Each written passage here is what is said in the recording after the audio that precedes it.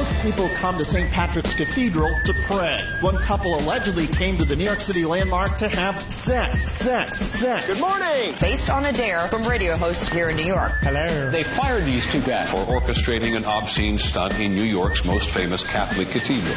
Shock jocks Opie and Anthony had encouraged the couple to have sex at locations where a producer was waiting to call in the play-by-play. Opie and Anthony were fired and their nationally syndicated show canceled. Did these shock jocks simply go too far? When they crossed the line? This is outrageous. Oh, dear. What are you, stupid? Huh? Just when everything was going good. Greg Opie Hughes. I like yam bags on the tool. And Anthony Cumia. I'm hoping for a big, fiery rear ender. Broadcast an outrageous live account of a couple allegedly having sex right in New York St. Patrick's Cathedral on a holy day of obligation. Presided over the slaughter of a wild pig. Closed down San Francisco's Bay Bridge. Encouraged teenage girls to run naked. And invited listeners to compare the taste of eggnog and urine. You're screwing everything up. Shock jocks. Not only does it involve obscenity in the most extreme form, the nerve of these people to actually have it as a setup. No crap, Sherlock. Die. But enough of this palaver. Let's get the show on the road. If you're planning a road trip this weekend, it's time to take XM satellite radio along for the ride. Now, choke yourself. Beyond AM, beyond FM, it's XM satellite radio. Don't pull my fucking hand over there. I said choke yourself.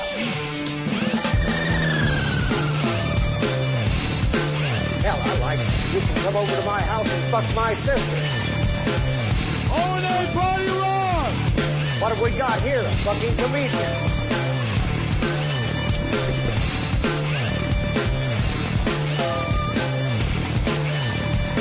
Good morning. Hello. What's up, Anthony? It's the Opie and Anthony program on XM Satellite Radio. Thanks for joining us this morning. Yes. Hi. We didn't have to lick anyone's ass to get our jobs, and we're proud of that. No ass licking. We're the real deal. We don't have to kiss anyone's ass to get a job in radio. We just do what we do. That's right. We don't have to run around and kiss the boss's ass. Ugh. We didn't have to. Every day you just gotta lap a bunghole. Ugh. Sarah's interrupting me. I was ready to go off on a little cute rant there. Sarah, what's up? Hi, I just want to tell you guys, XM's customer service sucks. What is the fucking deal? What happened? What's going on with that? They owe me $166 for a MiFi I returned when I spent more money on a better radio for my dad for Christmas. They just suck. They won't give me my money back for 2 months already. Why aren't they giving you your money back? Because they're retarded. They keep telling me, oh, there was a delay from Christmas. And then yesterday I called and they had no clue at all. They're retarded. They're retarded, Opie. Well, how are you going to get to the bottom of the thing if you're just saying they're retarded? Well, I'm nice when I call them. Are you? I am. Patrice, give her some money, will you? Patrice, give me something, please. Patrice O'Neill will give you a check for $166. I love you, Patrice.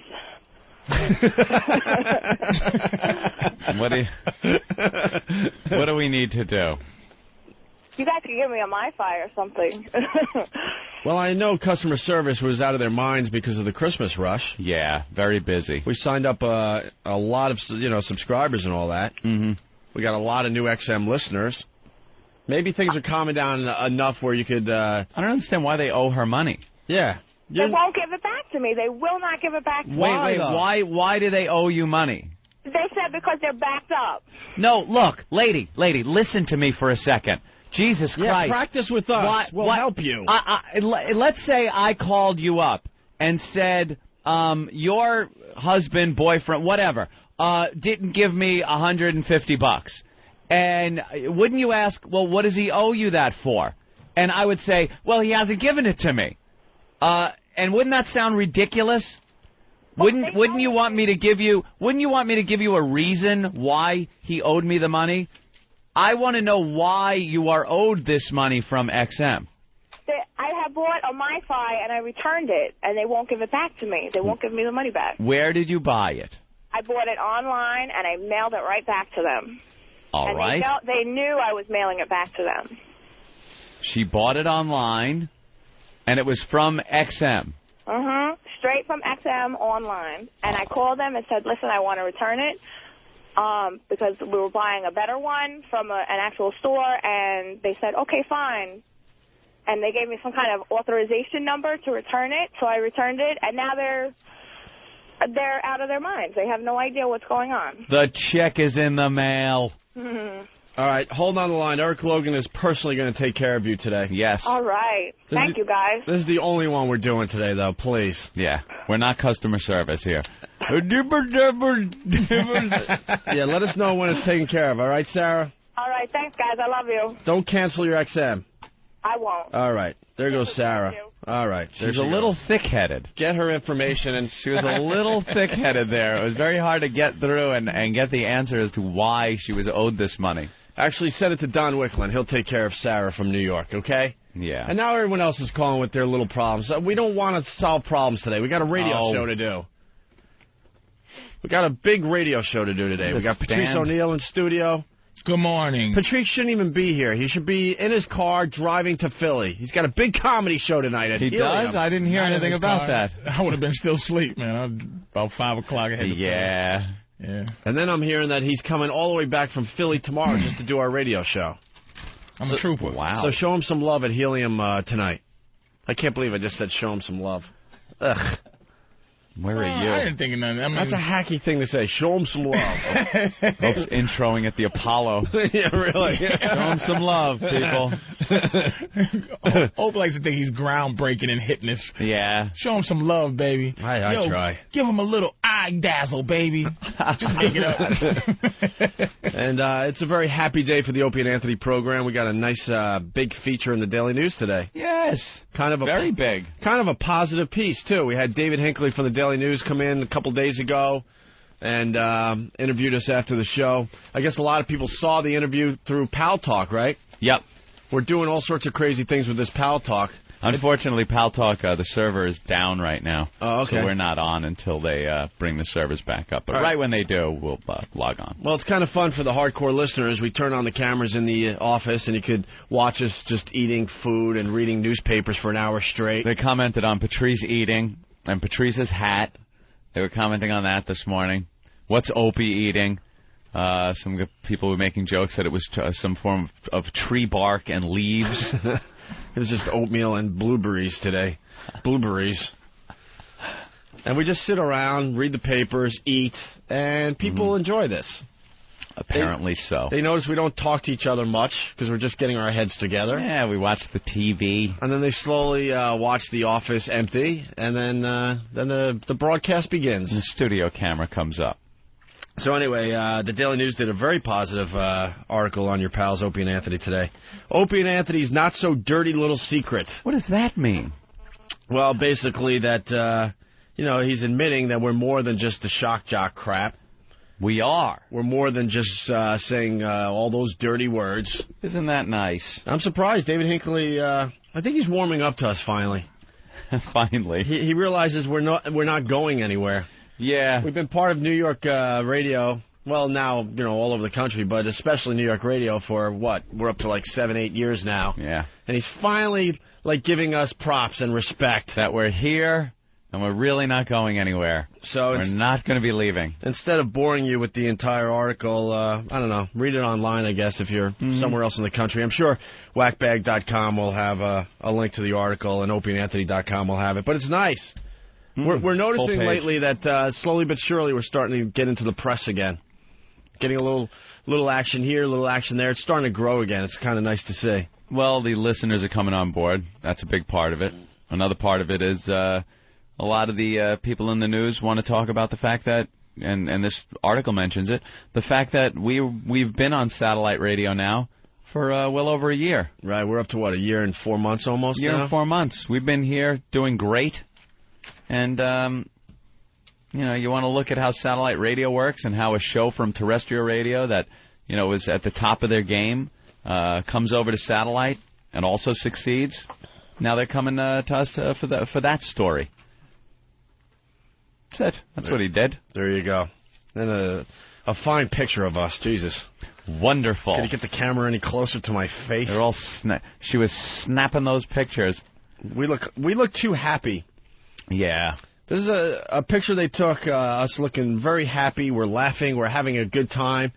Little did the photographer know, as soon as she left the studio that day, we had a 50-year-old woman, completely naked, blindfolded, crawling around the floor, searching for checks that were among a lot of mousetraps. They would have got a much different photo for their fine article on us. I think that headline would have been a little different.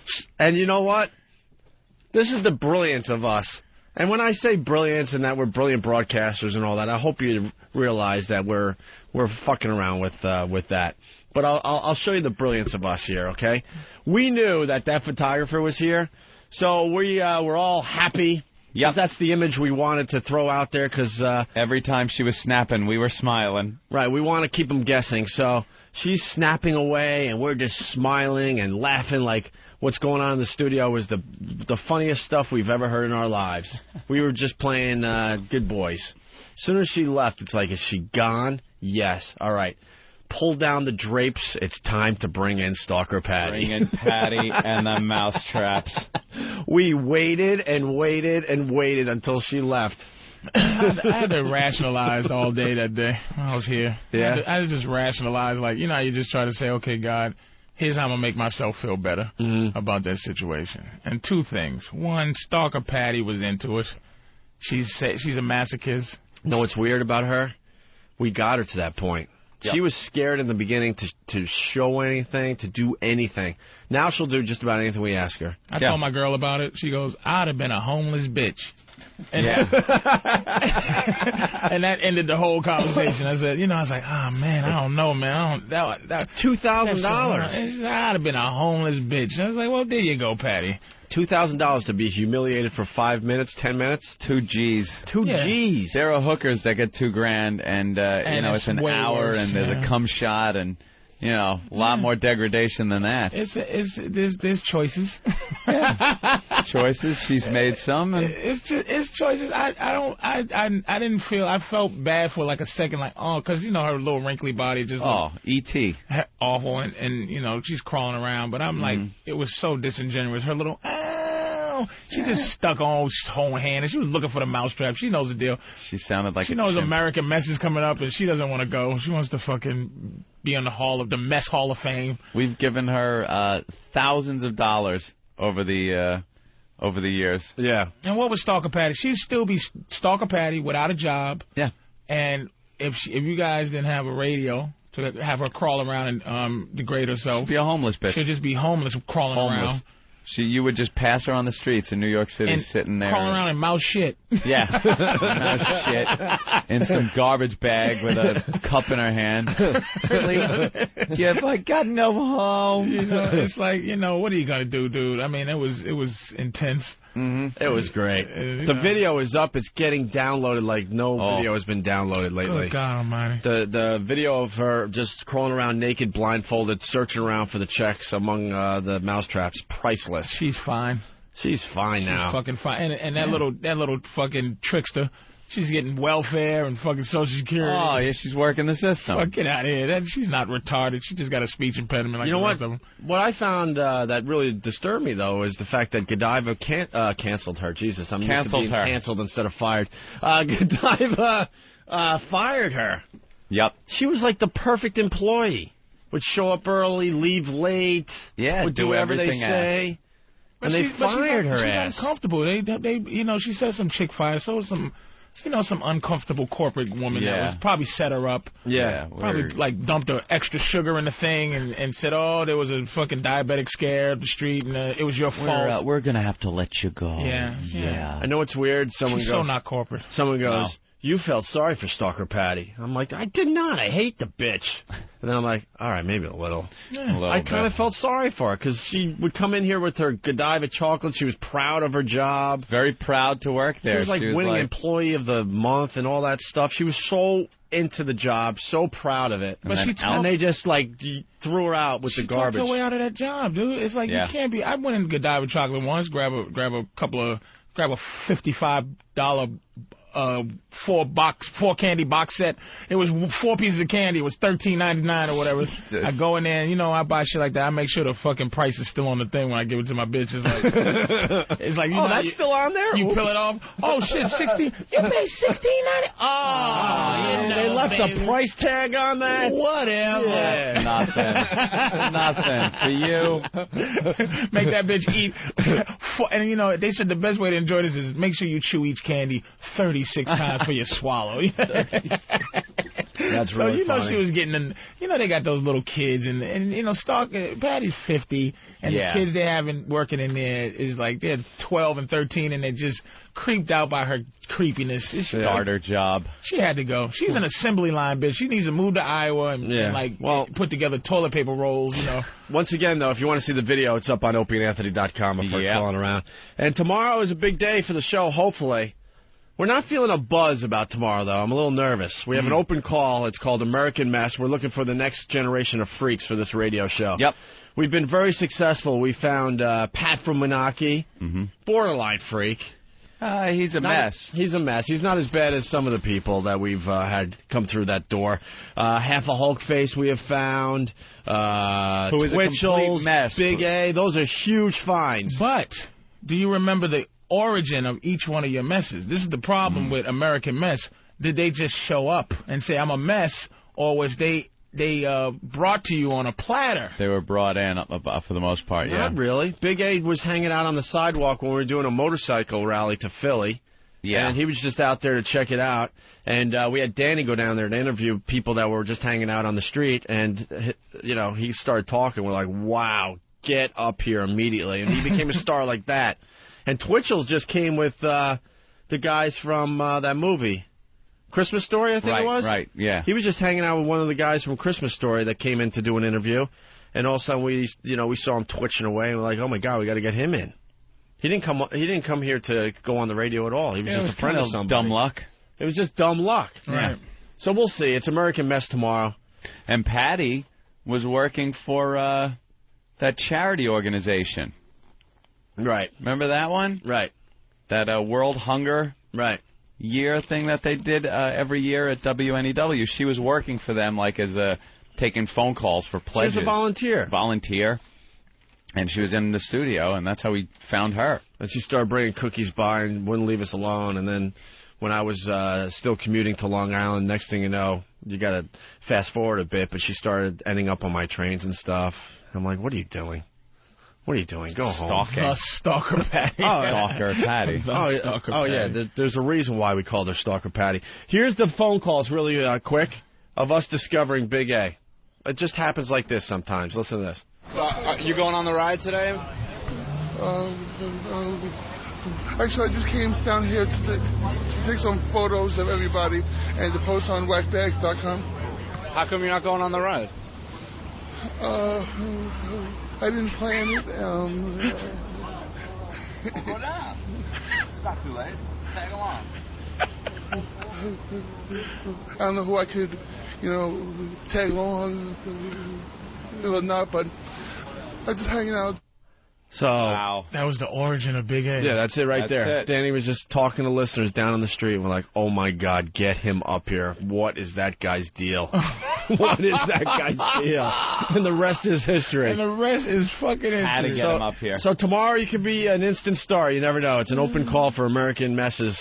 If you got a speech impediment, you're missing a body part, you got an unusual talent, we'll take you all starting tomorrow. Come on up. And I think Big A has I've never heard of, it's such a mysterious disease. I've never heard anything like that. It's not stuttering, it's not stammering, it's just it's a singing. That's a guy that's scared of his own freaking shadows, they say. Well, I think he has one of those snapping points where he just, snaps and breaks children's necks. Oh, he's murdered somebody. Yeah. Big A has killed. Let's go to Mike in Chicago. Mike, what's going on today? Yeah, I just wanted Opie, buddies. I just wanted to see if you heard that the sound from Bubba's show yesterday. It was enough to piss me off.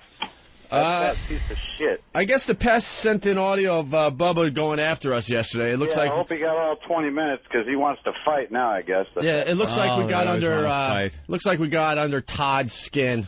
Oh, it didn't take much at all because he knows the reality that the only reason he's got a job is because he had to lick Howard Stern's ass, and because there was no other shock jock available for Howie to fill up his 2 channels with.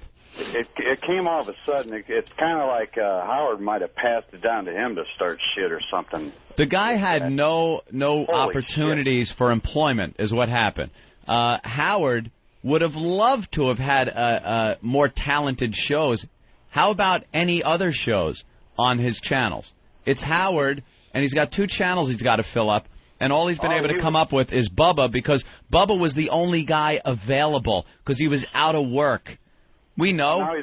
We were in that boat when we fucked up. The trouble is, and the difference is, we had job offers coming in. We just couldn't take them because we were under contract. Not like Bubba. They were bragging Beneducci or whatever that retard's name is now next week or something. But I have no idea. But we got under his skin there. I mean, the truth hurts. You know, the guy used to fight the good fight. He hated Howard Stern. He was going after Howard on a daily basis, and then he had no choice. He had to play into Howard Stern's ego to get a fucking job in radio. How do you even look at yourself in the mirror? You had to lick Howard's ass, and now you have to call him your boss.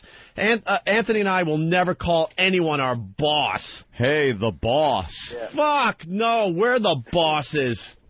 And we're proud of that. Parodies like this idiot. He's got every fucking parody I heard had all the bleeps from 3 years ago when he had it on his radio show. Another guy every fucking one of them. Another guy just taking all his stuff over from commercial radio thinking that's going to get the job done. Shit. What was it, 3 lazy shit.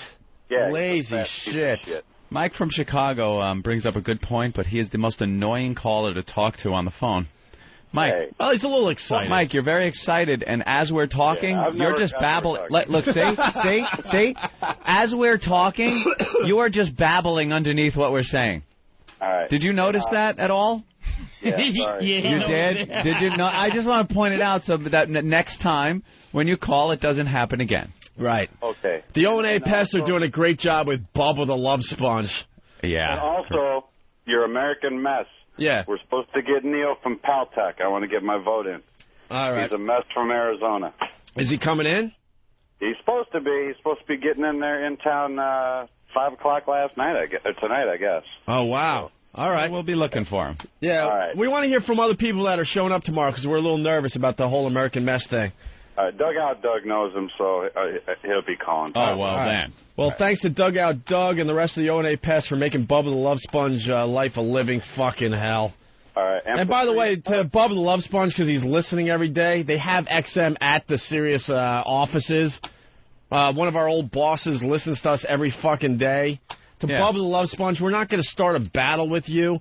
Our battle's with your boss. With the man in the relationship.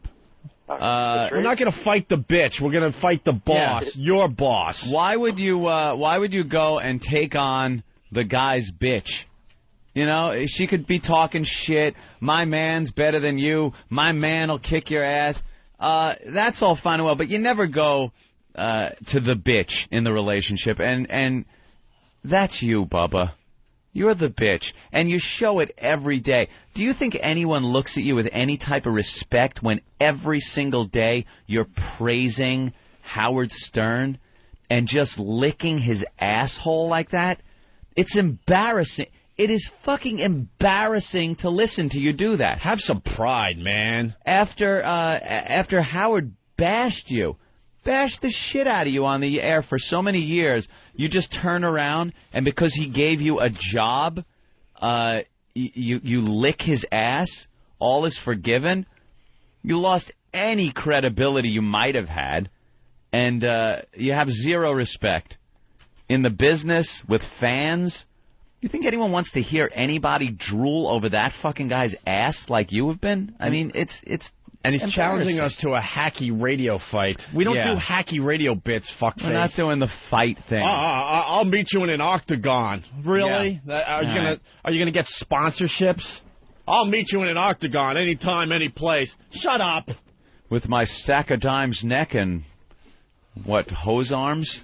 Garden hose arms? Yeah. Garden hose arms. Like, you know what? That's like college radio, like, put down. God. Yeah, I'm not as big and badass as you, man. Do you think I care? Do you think I care that I'm not as fat as Bubba the Love Sponge? And his timing stinks because he's like, no one gives a shit about Opie and Anthony on XM satellite radio. As we have a huge article in the New York Daily News today. Yeah, New York Daily News. Our show sucks, but we got a quote from Bubba praising our show, and it would be a great radio station if he was on the same fucking station as us. Yeah. He's a fraud just like his boss. Bubba, you're not even in blurbs.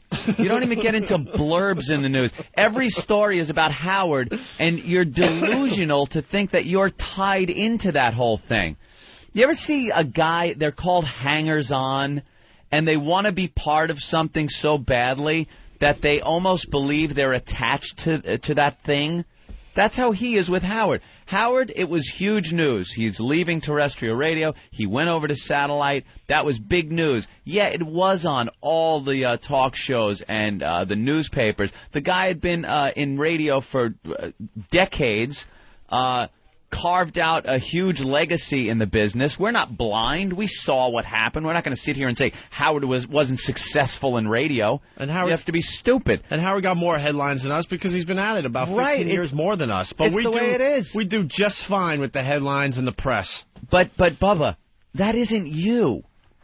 It's not going to be you. No matter how much you hang on, latch on to Howard's cock, it isn't you they're talking about. They're not talking about Howard and Bubba over at Sirius. They're talking about Howard. He's your fucking boss. You admit it. You admit it. And you lap his ass, nuts, and cock on a daily basis. You ought to play into his big, fat ego to get a radio job. You know how much he enjoyed that? What did he lap? His asshole, his taint, his ball sack, and his cock. And then repeat. Over and over. Every day. So keep admitting that Howard's your boss. Are you gonna be hanging out with Howard? I don't think so. Yeah, I don't see the hang with Howard. Do you think he finds you a friend? He said he doesn't want to be in the same room with a Bubba the Love Sponge. He doesn't want to work in the same industry. He was forced. I know the truth hurts. He was forced to hire you to fill a fucking channel up with something. He had 14 months, and he couldn't find one other show. You were it because you were sitting on a curb. You were in the fucking radio gutter after you were thrown off the air. That's what happened to you. Clear Channel wasn't paying you. Infinity? Paying us. They didn't want us going anywhere else. You know why? Proven in the business, dick face. Everyone likes to make fun of us. Had ratings. Because we blew up our careers. We never missed a paycheck. Never missed a paycheck and had a job right away. He's trying to claim after this contract we're fucked, XM won't re-sign us, and we have no place to go. Well, if that's the case, I'll have enough money to retire, and I'm done. Who cares? I don't give a shit. That's it. I'm not that desperate for a job where I'm going to go and lick someone's ass to get it. We had a job the second we were allowed to have a job from Infinity. What did you do, Bubba? You sat there until Howard Stern, so desperate to fill up 2 channels, hired you. And for what you were hired for, I don't think you should talk about anyone else's paycheck there, Bubba. And stop saying that we're making $70,000 a year. We make $75,000 a year. Yeah, at least be honest. I love the exaggeration that these assholes go with. Oh, and then they make $70,000 a year. Jesus. Do we, Bubba? Do we? Or is it really you making $70,000 a year? Again, I hate we'll to have fun with you from time to time, but this is a job for our O&A Pest. Yeah. Because we're taking on your boss. We're not taking on the little bitch that admits that he has a boss and then he had to lick the boss's ass to get the job. And he smooches it every day. He's still, not to get the job, anytime the pests send a clip, he is praising and sucking that Howard Stern cock. Oh, have some fucking respect. That tiny Jewish nub. Oh. Enjoy it. You watch what the pests can do. It's a job for the pests. We can't be bothered with you.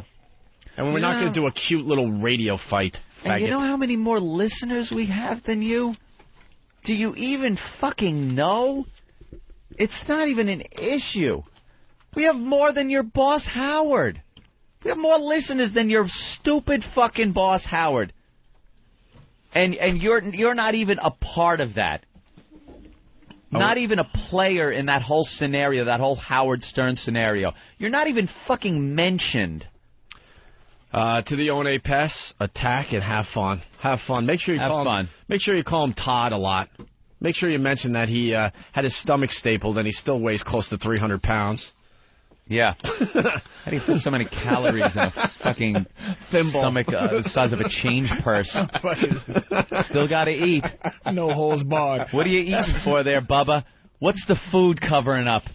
That's why his prostate was slightly swollen. Damn. Motherfucker.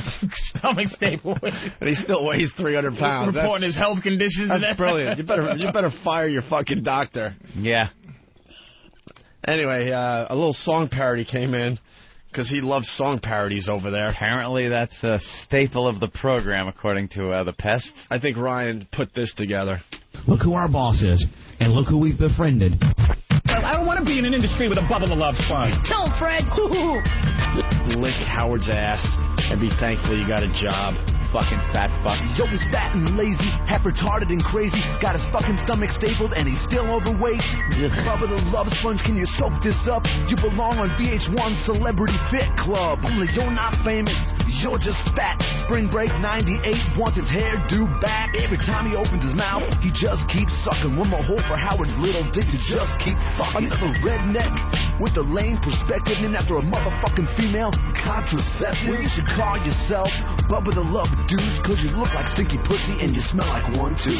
Well, don't cry, Bubba, tell Daddy Howard what's wrong. I made a lame parody of your lame parody song. Bring a knife to a rapier fight. You just might earn the wrath of evil Opie and it'll be good night. You have no fucking idea. I'm a black ninja, fuckface, fuckface, fuckface, fuckface, fuckface, fuckface. You are ridiculous. Opie's always got to throw something racial in there. It's like saying a black ninja is just being redundant, but you might as well. No, man, because you get the skills of the ninja and the skills of the black man. Right. I'm smart. You're like Blade. Like you get the skills of the black man and the vampire. That's right. Yeah. I'm giving the black man respect. He has better fighting skills. If you're just a ninja, that's pretty cool. But a black ninja, fuck yeah. You're kicking ninja I'm a ass. porch monk.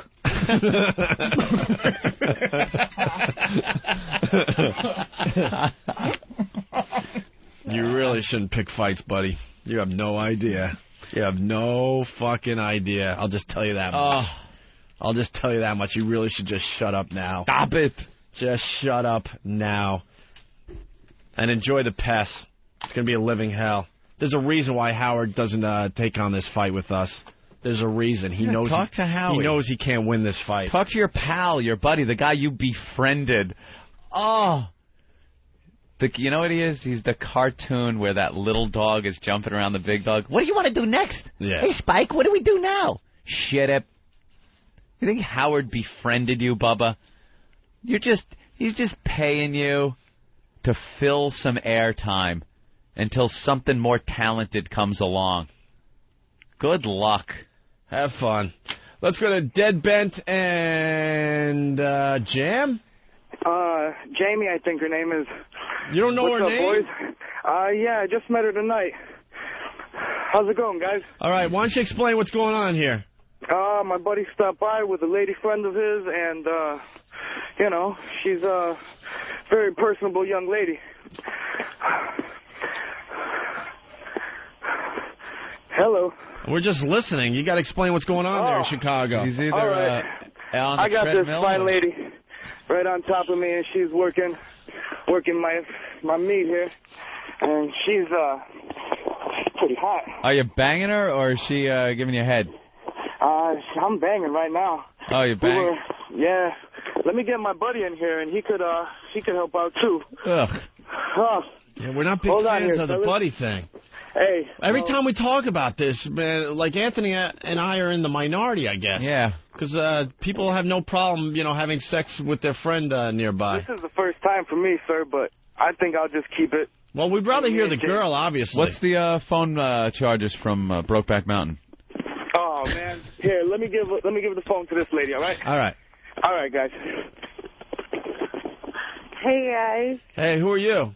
I'm Jamie. And how do you know these guys? I met him at the club tonight.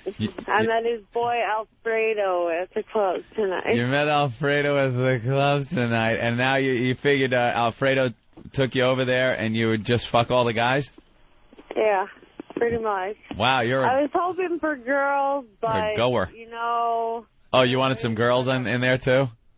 I wanted girls. Are they putting you on the rotisserie? The rotisserie? Yeah, that's where one guy's banging you from behind and the other guy's getting a blowjob. It's also called finger cups. Yeah. We already done all that. Yeah? Also a tuna sandwich. Tuna sandwich? Yeah. That's a good one. Hey, boys. Yeah.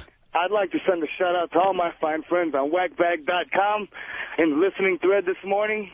Hoorah, go boys. And here goes Jamie. Okay. All right, well, we want to hear Jamie for a little while. Jamie. Hey. What do you look like, Jamie? This is radio. Blonde hair, blue eyes. I would describe myself as an hourglass figure. You're kind of full-figured gal? No. Not like that. No, how much you weigh? How tall are you? I'm 5'5", I weigh 132. I got a Coke bottle figure. Coke bottle? I thought you said hourglass. I'm definitely I got not, a fucking bottle of Galliano figure. definitely not thick, so. What kind of boobs you got there, Jamie? I got a B cup. Like a 24 waist? And how tall are you? How old are you? I am going to be 20 on Saturday. So she's 19? Mm-hmm. Wow.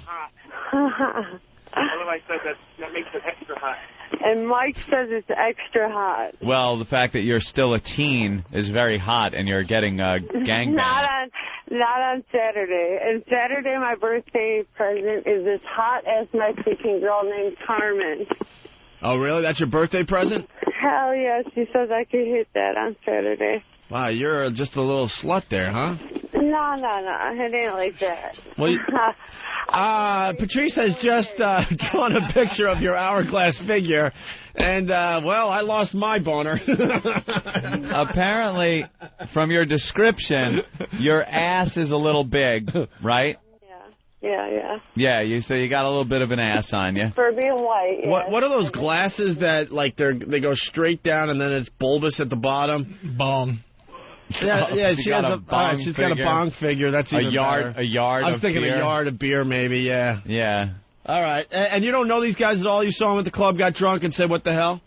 Yeah. What made you, what was the guy's line that clinched the deal? If they're what? How did the guy clinch the deal with taking you home? What did he just say, hey, you want to go home and fuck, or? No. We were supposed to go in this club. Yeah, you were in the club, but what did he do to get you out of there and get you home? We were supposed to go to another club. Oh. More crunk, getting crazy, but we ended up snorting about Wow, she is wasted. Here, hold on. Now they're fighting over phone. Hey, yo, what's up? Who's this? What are you guys fighting over? Nah, this girl's fucking got her mouth like a Hoover. So, I mean, it's kind of fucking hard over here in the Shy. Who's this? It's Opie and Anthony. Hey, what's up, man? This is Alfredo in the Shy. Got to represent, right quick. Say what's up to my boys. You guys want to come through to the Shy? This girl's a party animal, straight up. Yeah, so you guys are just banging her? Dude, we fucking got wired. Getting crunk, a few bottles, came by the neighborhood. This girl's a freak, man. Where are you guys located? New York City. Oh, shit, New York. That's good. Shit, you guys. Well, you got the whole country listening to you right now. You guys want to show the country what you could do, or what? Yeah, give this chick a good slamming. Hey, Papa, that's love. Hey, you know what? If you were here, you'd see what I'm seeing, and you'd fall in love. Trust me. Blue eyes. This girl's got an ass like a black girl. That's like a black girl. Patrice nailed it. We know. Patrice knows. All right, give her the phone and start fucking. Give her the phone and start fucking? Yeah. Again? Yeah. Dude, I'm smoking a Newport right now. Oh, you're done? Hey, hold on. All right. Hey, gentlemen. Yeah. Is everyone done over there? Yeah, I'm pretty much getting out of there and going to hose myself off. So, I look like Tyler Durden in Fight Club. So, I don't know, boys. I hope this provided at least a little bit of filler for everybody today. And damn, shit's knocking over, and I got to get going. I'm punching out, guys. All right, if you guys go a second round, give us a call. Yeah, you guys suck. Later. All right. That was very disappointing, actually. I think we went to him too late. Yep, too late. Had a whore in there and nothing. All right. Why don't we take a break? We'll continue with the Opie and Anthony program. We got lots to do today. We got Michael Jackson dressing like an Arab now. We got to get into the Isaiah Thomas thing that's happening here in New York. Holy crap, sexual harassment bullshit again. On the front page of all the papers. That's an unbelievable story. And much more to get to here. So stay there. Patrice O'Neill in studio. He's playing the Helium Comedy Club in Philly tonight. Make sure you go down there and check out Patrice if you're in the area, okay? Right.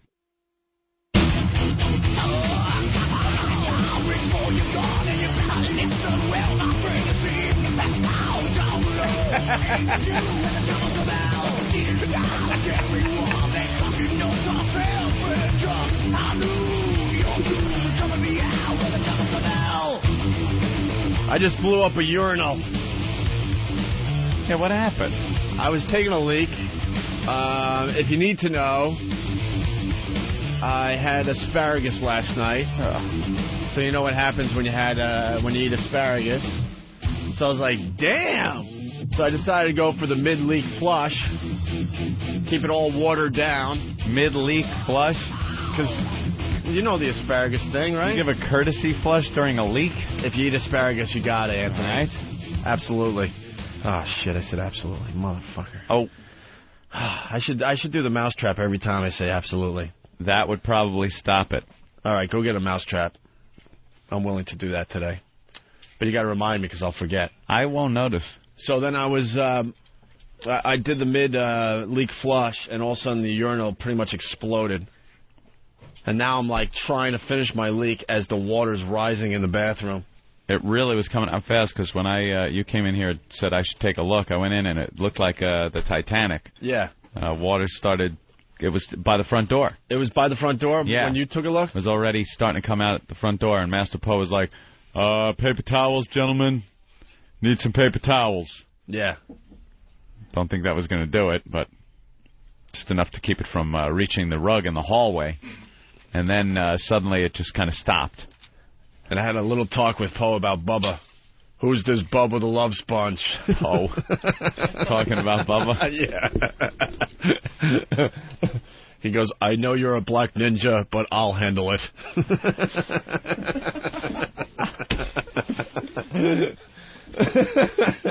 Is he even in New York?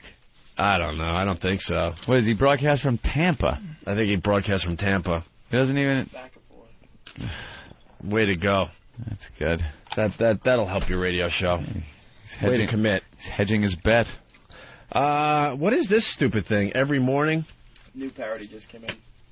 What do you mean? It's a new Bubba parody. Listener sent in. What the hell is going on? Well, I guess we're fighting back with bad parodies because it's a bad parody battle. Is that what it is? Jesus. Well, the One Pest will take this battle on. Like we said earlier, we fight his boss. We don't fight the bitch.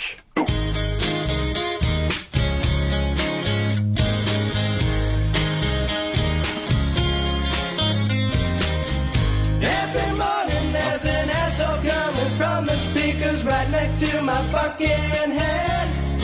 That's pretty bad. I checked the station and it's Howard, can't believe it, cause I thought that old fucker was dead. I just can't understand what he's talking about. You know, even if the intention is good. What the hell's this? The song stinks. Stern said something, Robin Quiver's fake laughed so hard that she drowned him out. Yeah. Sinking in the ratings, stuck back in the 80s. Stern, you're a big hat nothing original. Same old shit you're saying, ripped off bits you're playing again. Kermit the Frog here, and welcome to Cincinnati Street. Stunt so boring. Stunt so boring. Shut up, fucking Howie. Don't say a word. Stunt so boring. You're past your prime. Shut up, fucking Stunt so Howie. boring. You're old. You're listening to the voice of Howard Stern. And, et cetera, et cetera, et cetera. You're listening to the voice of Howard Stern. Et cetera, et cetera, et cetera. Every morning there's an asshole coming from the speakers right next to my fucking head. I'm like, there's nothing original. I checked the station and it's Howard, can't believe it, cause I thought that old fucker was dead. Yeah, I kind of feel that way. Old stick ain't so nifty, now that you are 50, turning the dial to clear. Yeah. Your once childish theatrics are now so geriatric, my friend. You're old. You're past your prime.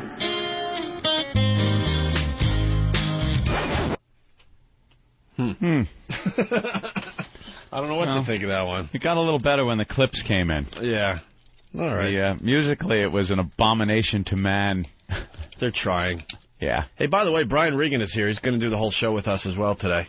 He's playing Caroline's this weekend here in New York City. I had no idea. Brian loves being in when we're doing our little battles.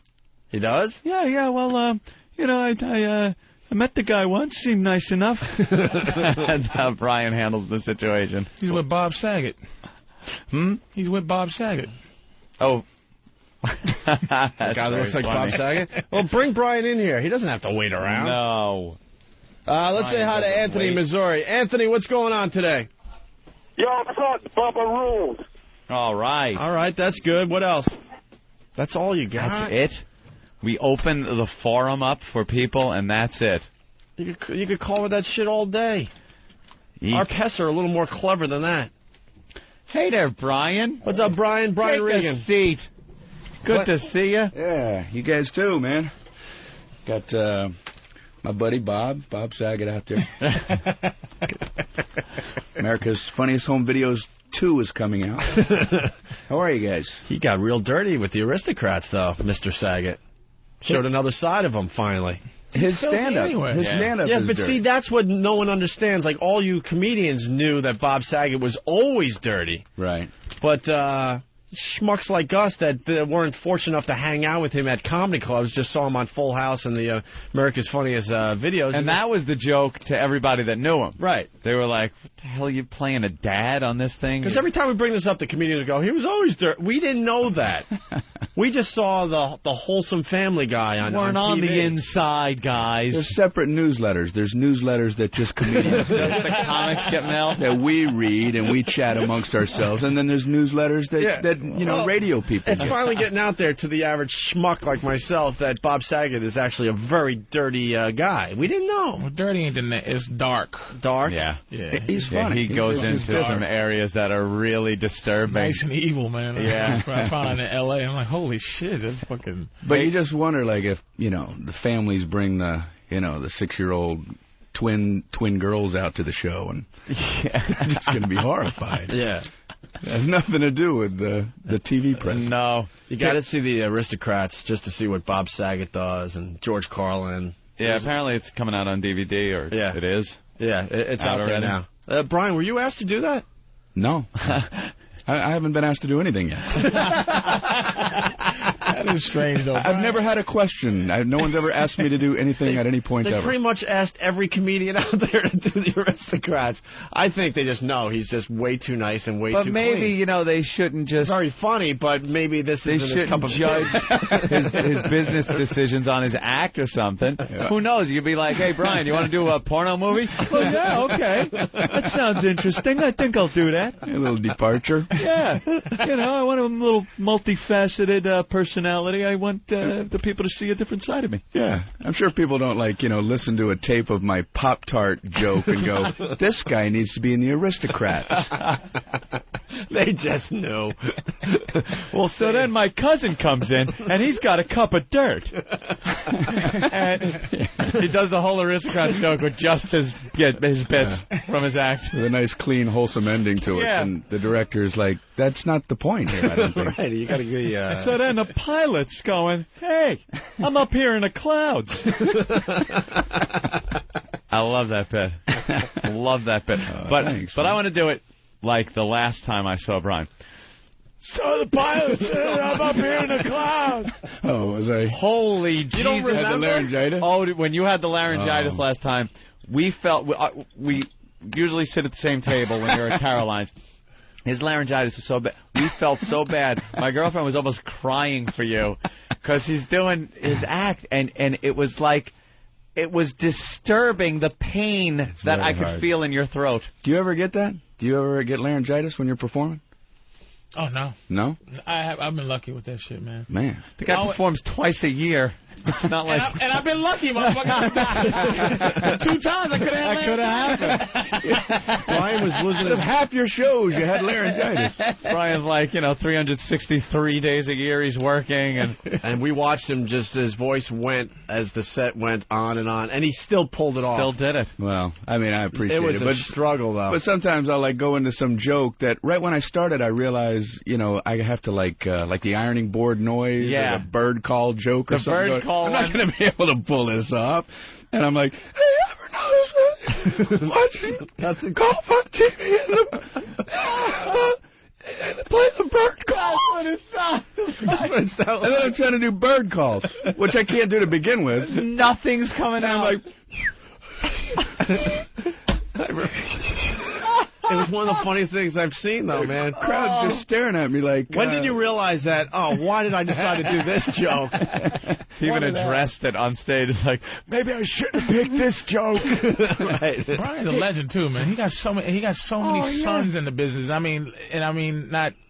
that he fucked up with, but he had so many dudes. If you travel around, you see anybody, it's like he has so many fucking embryos walking around. Yeah, doing him. It's like, is this fucking Brian? Could you stop, please, Brian Regan? Yeah. It's really, it's first of all, it's like flattering that anyone would. It's not flattering, Brian. Stop. It's Brian. It's flattering. It's not fucking flattering. It's like... Mics go off. He's like, these motherfuckers need to die. Exactly. And not even with that time. And these fucking cocksuckers. He got a lot of kids. That's another way to look at it. He got a lot of kids out there.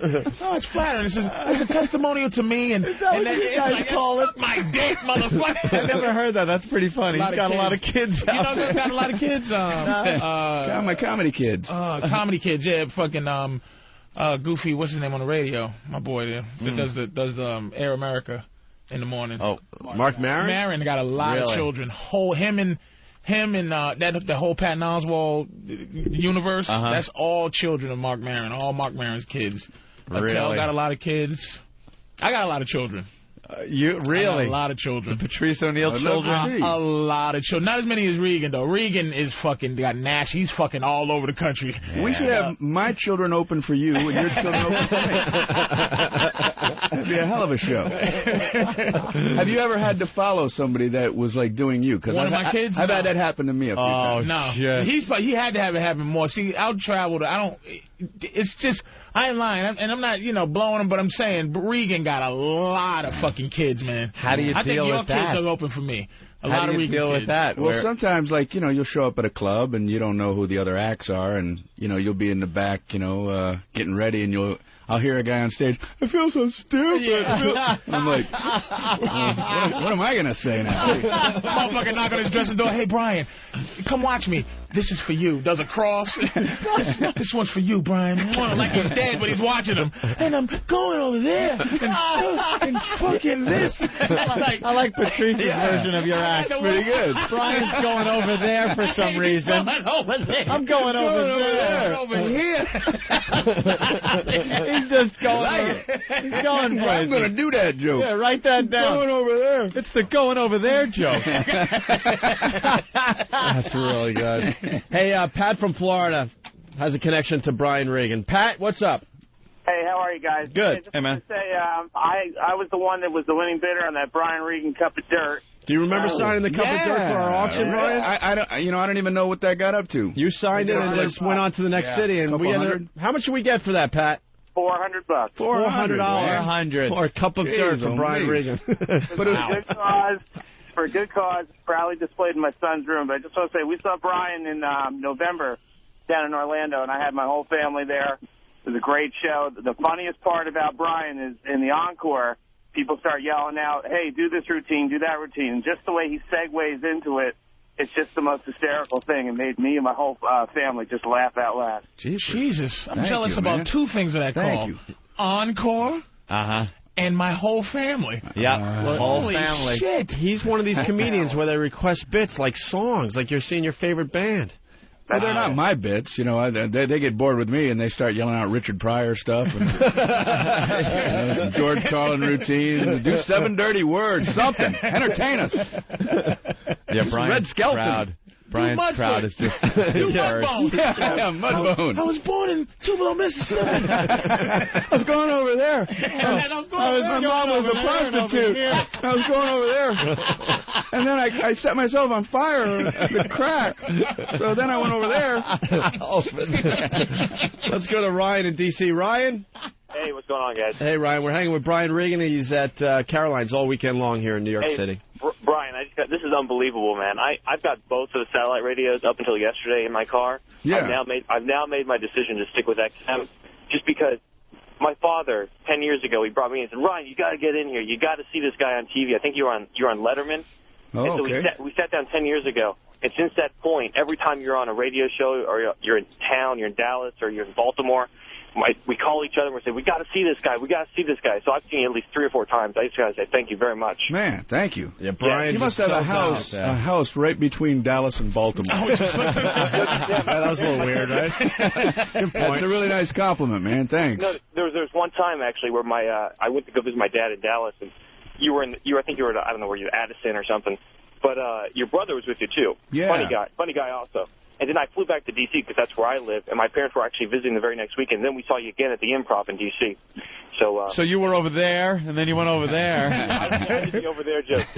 How's Dennis doing? He's good? He's doing great, man. Thanks a lot. Thanks, man. Take it easy. I'll see you next month, Brian. All right, cool. All right, Mark. All right. My brother Dennis is writing for the King of Queens. Is he? Oh. For a long time, right? For like 2.5 years now. A little show called The King of Queens. Well, they tape on Fridays, so that's why he and I can't work together as much as we used to. But he just did a Letterman a couple weeks ago. That was fun when you guys would tour together. Because he's like a twisted version of you. Yeah, it's evil Brian. Evil Brian. He's got a side to him that's pretty interesting. He gets a little darker than Brian. Yeah, just a little bit. Let's go to Randy in Arizona. Randy, what's up? Hey, Brian, it's Terry from Australia. Hey, man. Yeah. Hey, I was over down in Phoenix on Friday night. It was pretty awesome. Thanks, man. Well, you want to explain I can explain that. I told him, this is true. I'm from a family of 8 kids. Yeah. But if you're from a big family, you know that you torment your younger brothers and sisters. So we told our youngest brother, Terry, that there are 9 kids in the family, and we told him that this is true. We told him we had an older brother named Joe who didn't like Terry when he was born, so Joe moved to Australia. And we would fake phone calls, you know, like Terry would be in the room and we would fake phone calls. It's Joe from Australia. Hey, Joe. Hey, you seen any kangaroos? Yeah? Hey, you want to talk to Terry? No. He doesn't want to talk to you. He doesn't want to talk to you, Terry. Terrible thing to do to Terry. Terrible. That's a great idea. That's psychological torture. Psychological torture. Like it's one thing if you go up behind a sibling and smack him in the back of the head or something, but that is some severe, like, terrorist, you go home today. We dress you up, and then they take you out blindfolded, drive you around in the car. You take the blindfold off, and you're back at the prison. Maybe not today. That's that type of psychological. Well, I mean, warfare. with me and my brother Dennis and my other brothers, you know, I mean, we would come up with this stuff. And the thing is, it was so bizarre that you could just always claim, why would you make something like that up? And you just go. That is one of those things. Yeah. Oh, we would make up that we have a brother in Australia. How would we do a brother named Joe in Australia? How would we make that up? And then he would walk out of the room wondering, you know. How old were you doing this? We were 12, 13. And how old was Joe supposed to be? Joe was like, 19, 20. He moved away. He moved away on his own. Just because he didn't like Terry. He didn't like Terry. And did your parents play along with this, Brian? The parents get along? We made sure they weren't in the room when we did. Of course. There was never a Joe. They would have blown the whole bit. Right. Let's go to My Big Cans. My Big Cans, what's up? What's going on? How are you? Nervous. Oh, a little nervous. Why are you nervous? I don't know. It's just I haven't spoken to them since they were, since they were on NEW. Spoken to who? Talking to O&A. I called a couple times when they were in the WNEW studios. Oh, you want to get through on the air and talk to Opie and Anthony? Hi. That old gag. Never works anymore. Is that her? We're looking at a picture of you and Jiminy Cricket. And you got big cans. My Big Cans. Yeah. Is this from your webcam? Actually, it's from the camera phone. Camera phone? Brian, you're doing... I like the way we all get one of these handed to us like we're at the Pentagon. Yeah, and this is an important document that we need to This is our target, gentlemen. Does everyone have one in front of them? Does everyone have a document? I was thinking more like we're back at school and the teacher just handed out dittos. All right. We're looking at our primary and secondary targets. I noticed that shit and never said it's like they always do that, and I always look at it like because y'all don't want to just go, what the fuck you give me this for? Just hand them out like a faceless, nameless guy comes in, passes them out. Go ahead, man. No, go, Brian. I'm saying, like, if I forget and just, like, put this in my little pocket and bring it back and, then my family opens it up, what is this all about? I was at work. This is part of my work. My job, part of my work. What does your shirt that you have pulled down say? I see some lettering there. It says, God, I don't remember. I think it says His Old Lady. It's a Harley shirt. You know what it says? I can make it out. You can? It says, it was the best of times. It was the worst of times. It's the start of a novel. Yeah. Well, how big are those cans there, My Big Cans? There's 36 double Ds. 36 double Ds. Is that a tat on the left one? Yeah. What is it, a cross? Yeah, that was when I was 16. And how can you tell it's a cross? You'd have to climb the mountain just to see what it is. I was looking. It's right on the horizon of her breast. Well, that was when I had tiny little B cups. What? What do you mean?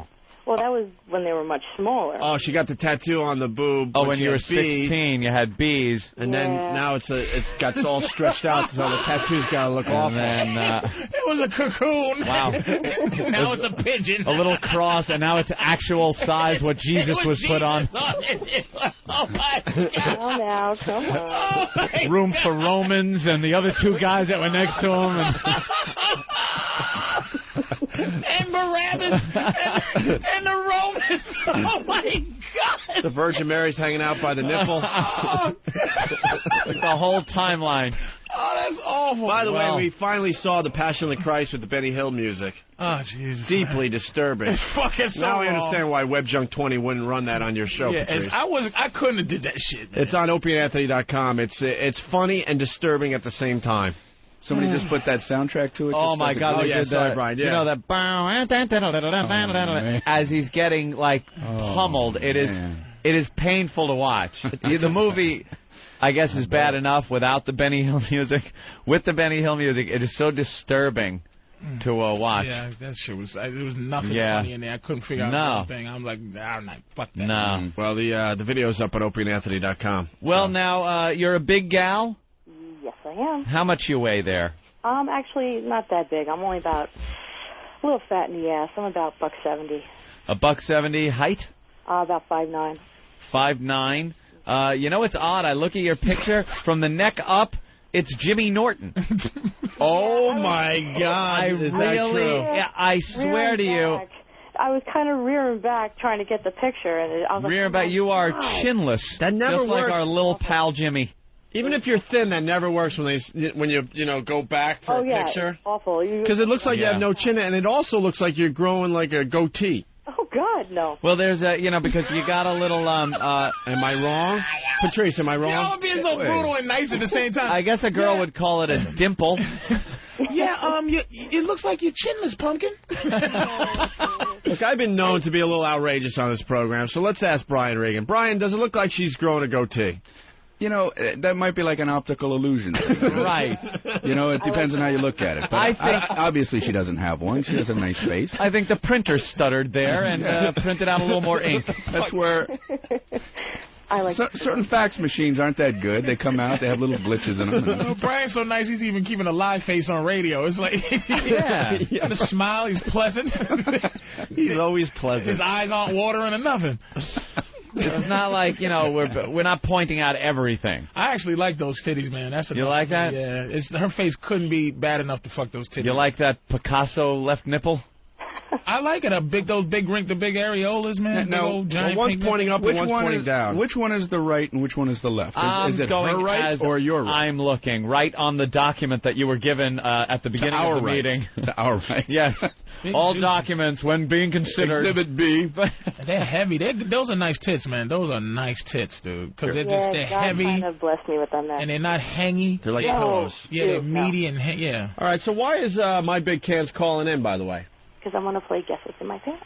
Oh, Brian. You haven't played this game with us in a very long time. Am I familiar with I this? believe you played once. You may have blocked it out of your memory. This is the game where a girl calls up. She takes the telephone and rubs it on her most intimate of areas, up and down, side to side, and then in a circular fashion. And just from the sound made over the phone, we will determine what type of hairstyle she has down there. Wow. It is the standard triangle. Is it the mohawk? Is it the little tiny Hitler mustache? Or is it the clean-shaven wood floor, or as we like to call it, the Jean-Benet Ramsey? Yeah. Wait a second. Didn't they do this on... Wasn't this an NBC game show? Yes, back at Chuck Barris Productions. Chuck Barris, right? Yeah, it was right after his success of The Gong Show where they let him do anything. Guess what's in my pants? That was my Chuck Barris impression. That was very good. By the way, where's the mousetrap? You want to do mousetraps today? No, that was yesterday. I am not doing mousetraps today. But it'd be so today. much fun if Brian Regan did mousetraps. Brian will not do mousetraps. You never know. Brian is above that. I don't know what the mouse. Bill Burr does mousetraps. Bill Burr came up with a fine bit for us. When but Brian rarely, if ever, bombs. Well, so maybe he would want to do it. What's the idea behind it? He looks a little frightened. Yesterday. Why don't you just show him the bruises on your right hand, If Anthony? there was I hate setting these things. Yeah, we got mousetraps in the studio. So scary. Bill Burr started this yesterday. If a guy bombs on the show, you have to take a mousetrap. Yeah, you got to take a hit. Yeah, if you said something. You know when you try a and joke and it's obviously just a dud. Didn't happen. Yeah. You would take a mousetrap to the head. Hey, that would have been a little easier if you'd have used a Buick. And then you got to Ow! Ow! See, he just didn't. Son of a... See, and even our big boss did it yesterday. So, Brian, are you willing to take a mousetrap today? I'll take a mousetrap. It hurts. It really does. Actually, I got my own little thing. I got a crutch on this show. I say absolutely a lot. So if I say that today on the show, I'm going to take a mousetrap. What is the deal with the oven mitts that you're wearing? Different game. Oh, oh, it got me while I was setting it. I knew it. Oh, God, I hate mousetraps. These were left over from a little stunt we did on our show a couple days ago where we had, Stalker Patty. Yes. She needed rent money, so she came in here, and she got completely naked. 50 years old. We put a blindfold on her, and the listeners collected her rent money, $2,000. So there were two $1,000 checks on the floor. She had to crawl around naked with a blindfold on, trying to find the checks, and there were mousetraps all around. Is this how most people make rent? Yeah, she was screaming. She was screaming. The video, great. We should play the video for Brian Regan. Actually, let me ask you: would this break? I don't know anything. Would this break a bone? I think it would, Brian. I mean, like if I were to put my hand on there, could that break a finger? If you did it like this, where all the energy was being absorbed by one finger bone, perhaps it could break it. What you want to do is take the meaty part of your palm do the and palm. put it in there. Got it. Do the palm. Don't do the fingers. Like this. Yeah. Jeez. You're going to do one?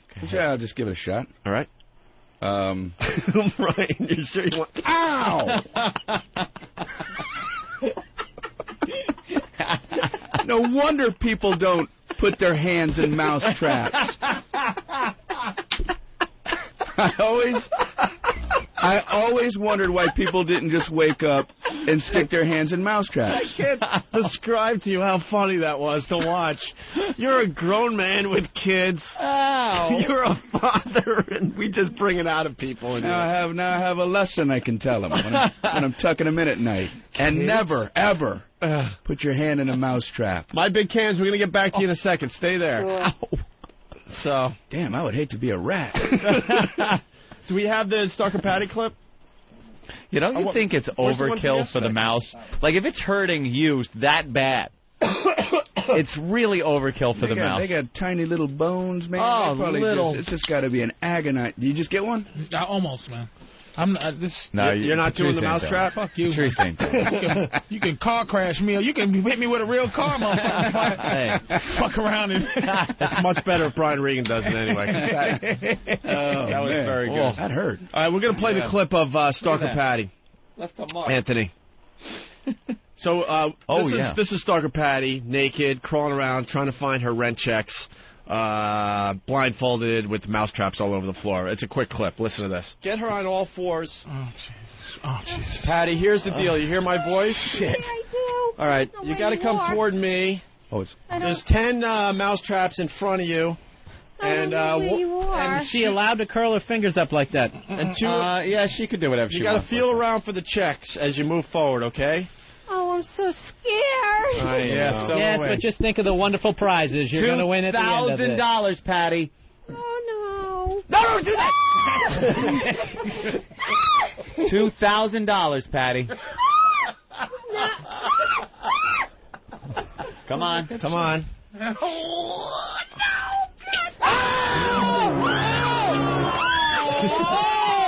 God. It wasn't. Okay, that was not the check. Oh, this is Obviously not. It's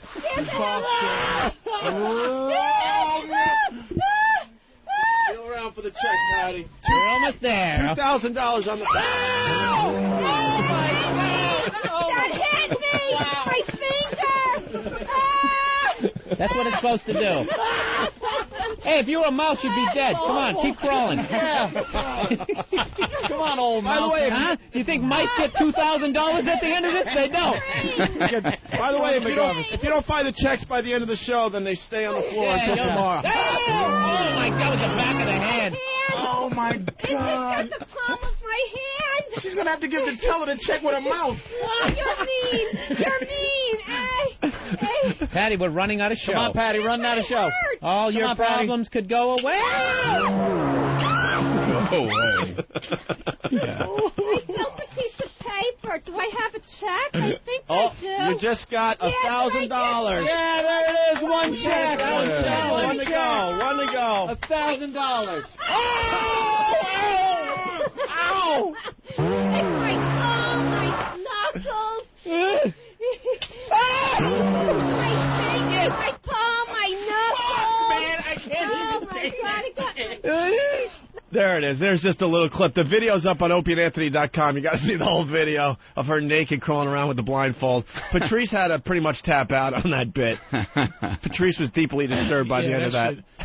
At the time when it was happening, it was bothering me, man. I rationalized it and got through, That's how we get through our days, too. You had a whole discussion with Bob Kelly about that. I was describing that yesterday. Yeah. You were telling me. Me and Bob was just like, dude, that was disturbing. It's just pain inflicted on innocent victims. When you look at it that way. All right, so we got My Big Cans standing by. My Big Cans? Yes. All right, so you're going to play Guess What's in My Pants? Yes. Anthony described the game, I believe. Yeah. You did? You take the phone, rub it in various directions on her vag, and we will guess, based on the sound alone coming from the phone, what type of hairstyle she has. Standard triangle, standard issue, girl triangle of hair, or the mohawk, which is a strip of hair, the Hitler mustache, which is a strip of hair but only shaved down even further, so it's just like a little square, and the clean-shaven wood floor. That's it. Well, we need the theme Those are the song. choices. It's even got a theme, Brian. A little wacky. That's the right music. He's going to play. Hey, guess what's in my pants? Place the receiver upon your beaver. Receiver beaver. Rhymes. Guess what's in my pants? It's time to guess what's in my pants. My pants. All right. My big cans. Yes. 30-year-old female. Big cans. Kind of a big girl. No chin and a goatee. No chin. From what we see, it looks like Jimmy Norton from the mouth down. Oh, no, it's still not that like that. All right. Well, just from the picture we saw. Yeah, you had to scrunch your face to get in the... All right. Are you somewhere where you can be nude? Yes. And you are nude? Yes. Wonderful. Take the phone and rub it in an up and down fashion on your intimates. Okay. Let's listen in now, people. Very important. Okay.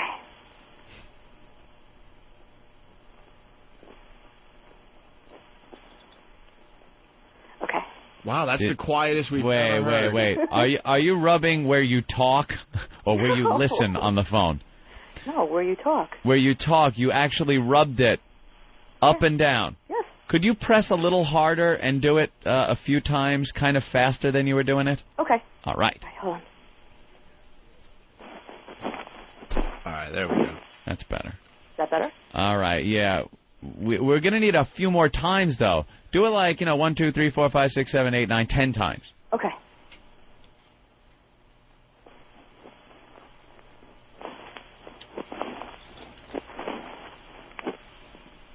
Very obvious.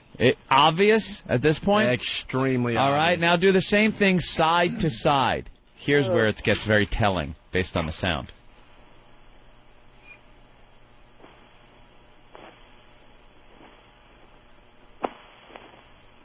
Could barely hear anything. That's why it's obvious. All right, now press down hard and go around and around in circles. Make sure you press hard. I am. Okay. I press hard.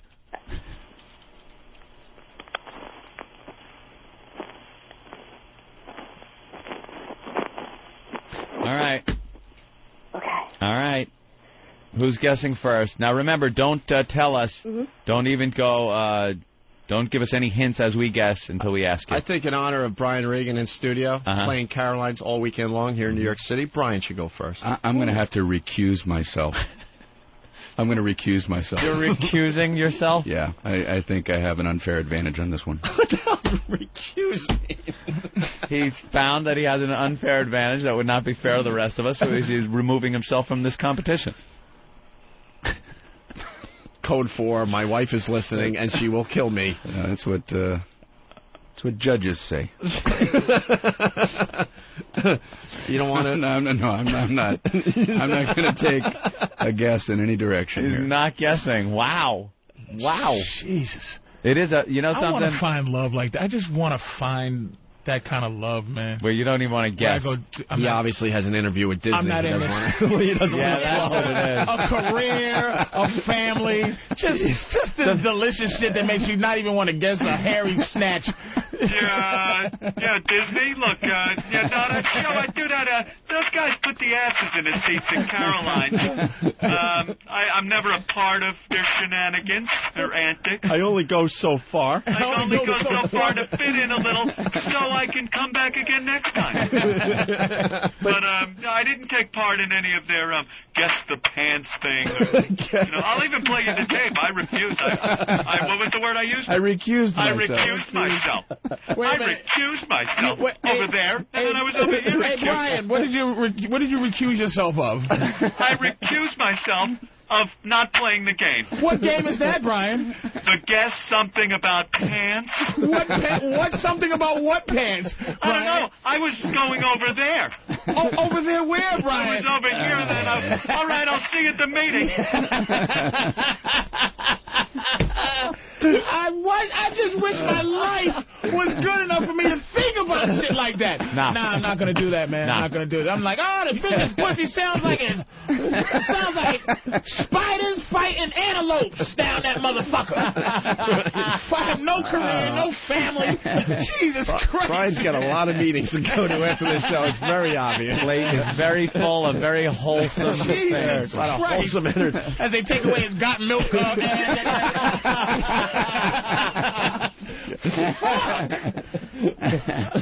my God! When you think about it, there's 4 of us. If 2 guess one and 2 guess the other, then you got to fit. Now it's 2 out of 3. You got a majority, a clear majority. It's good for the game. He makes a good point. The guy makes a good point. Now there's not a guaranteed winner. He's a true friend, though. He continues to come on this program, man. Love him. All right. Well, I'm going to guess the obvious. It's cleanly shaven this morning. All right. I see. You've been right the past 2 times. Dead on right. I've gone against it based on my instinct. The last one I was wrong because remember it was a whole mess down there.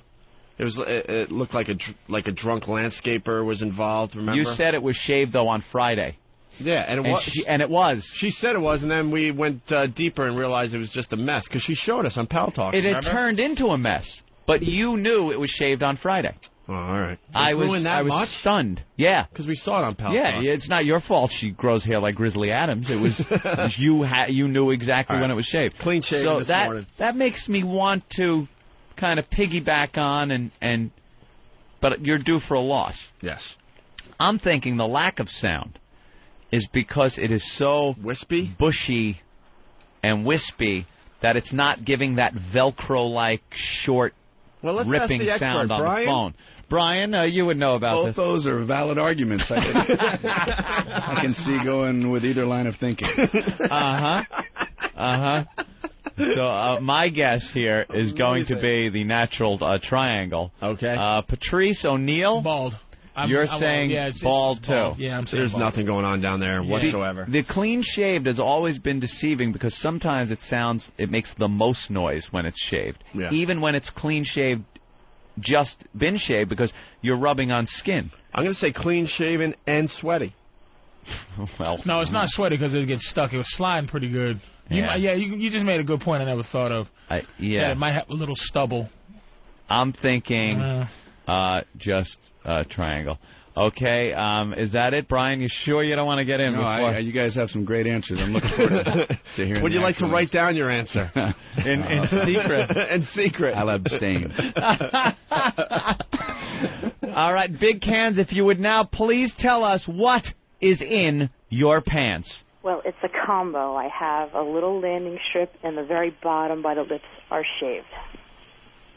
That would be a Hitler mustache. Mm-hmm. Yes, it would. We are all wrong. I was ready to hit the bell.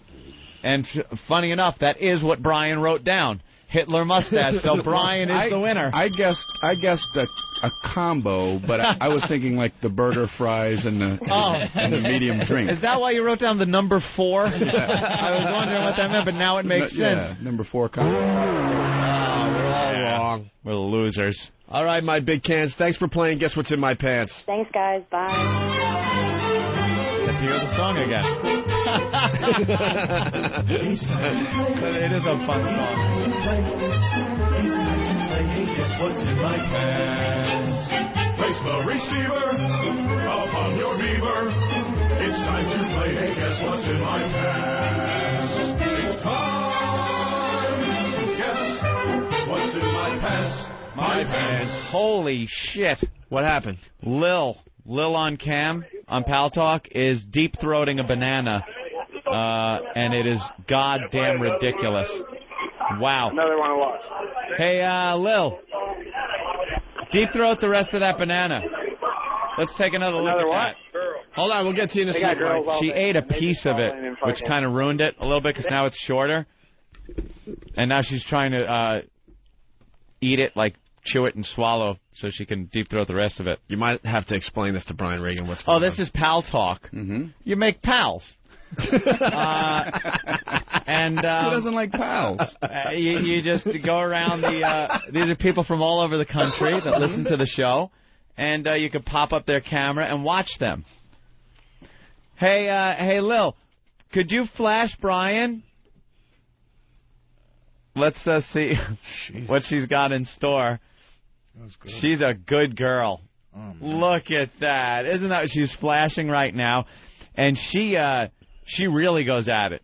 At night, she might get a few wines in her or something. And, boy, we've seen her put on some shows. It's fantabulous. Wow. Look at her. She's all laughing, having a good time. Things have changed since we're here last, Brian. And isn't this what the technology age is all about? That's right. Well, what people don't know is Brian just burned both his eyes out. so he refuses to look. So he can still take that meeting with Disney. Oh, she went to get another banana? All right. Is that what she did? She does that. Let's go to Mike in Kentucky. Mike, what's up? Hey, what's up, guys? Hey. What are y'all doing? We're having fun with Brian Regan. Hey, Mike. Hey, I'm in the Army, man. I got my whole platoon out here. We're in the field. All right. Hey, can y'all play the chicken fucker audio for us? Oh, Brian would probably love to. Hey, I keep hyping it up, man, and they all want to hear it. All right, can you guys fire off some rounds for us? Hey, they don't give us guns, man. What kind of army are you? Salvation. Yeah, that's it. We're out here in the field. They've got bells. Ring the bell. Hey, we help support basic training and shit.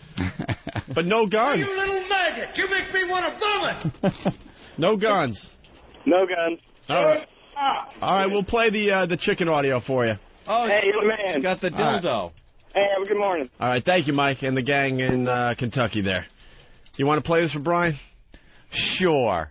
The chicken audio. Yeah, this is audio of a German gentleman and a girl assisting him.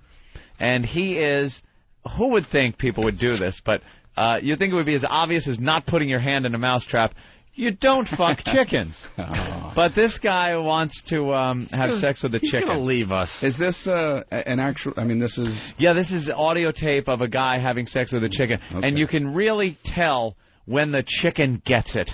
Because it's just making regular chicken noises. And then it kind of makes, even though you never have heard it before, you know the sound of a chicken being fucked. You mean when it dawns on the chicken what's happening? Right. When the chicken, even that little pea brain, finally realizes, uh-oh, this is trouble.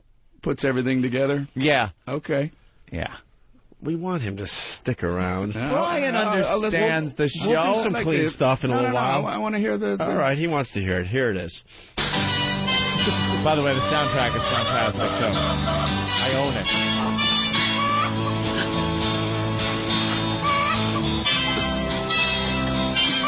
Macht es Spaß? Du Hühnerficker. Ja, irre. Ich bin ganz wild auf diese Henne.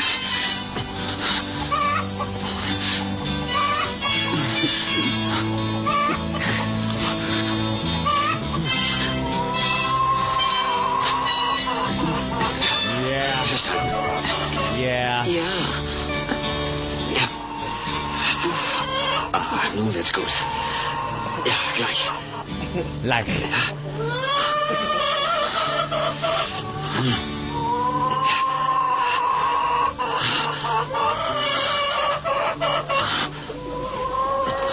Poor Mr. Chicken. I think... Yeah. Yes, Brian. It's possible that this could be incorrect. It could be that that chicken is laughing at a very funny joke. You know how, like, when you really get, you know, somebody's really making you laugh and you start... Yeah, exactly. You know, maybe there's like a Three Stooges tape. I think they're showing that chicken a Three Stooges tape with Curly.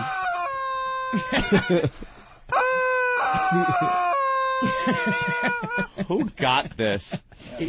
That they still make rubber chickens? Hey, let me tell you something, folks.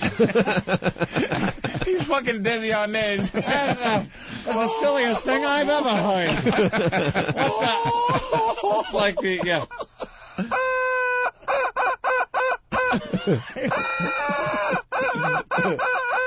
That's mirth.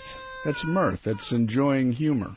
They didn't even make an authentic-looking chicken head on this rubber chicken. It's like a cartoon head. All right, let's go to Dave on Long Island. Yeah, that was really bad. See what he has. Dave, what's up? Hi. Hi. I just wanted to know, Brian, what would it take to get you to curse? Your hand in a car door, or living with Patrice, or Yeah, even the mousetrap didn't get a curse out of it. nothing? He didn't even go. He just went ow. He does. You guys had me curse on this show. Have you ever cursed? Yeah, of course. Yeah. Yeah, he curses. When you guys first came over to XM. Yeah. Yep. You said damn. No. He said ass. I said shitty. Yes, and he just said it again. He did say shitty. But that is the PG-13 deal that he signed at Warner Brothers. He gets one shitty, two asses, and a fuck holidays on the deal. He just used up his shitty for the year. I used it up for the year.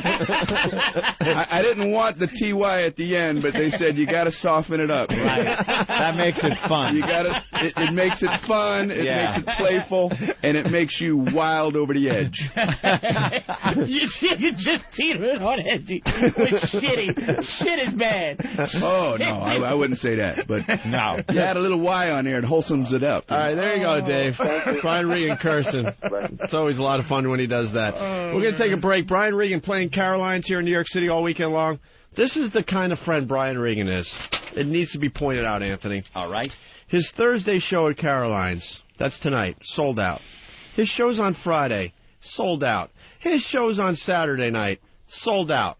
There's no reason for him to be here, basically. Oh, my God. I didn't just realize wants to that. hang with his friends. Thanks for having me.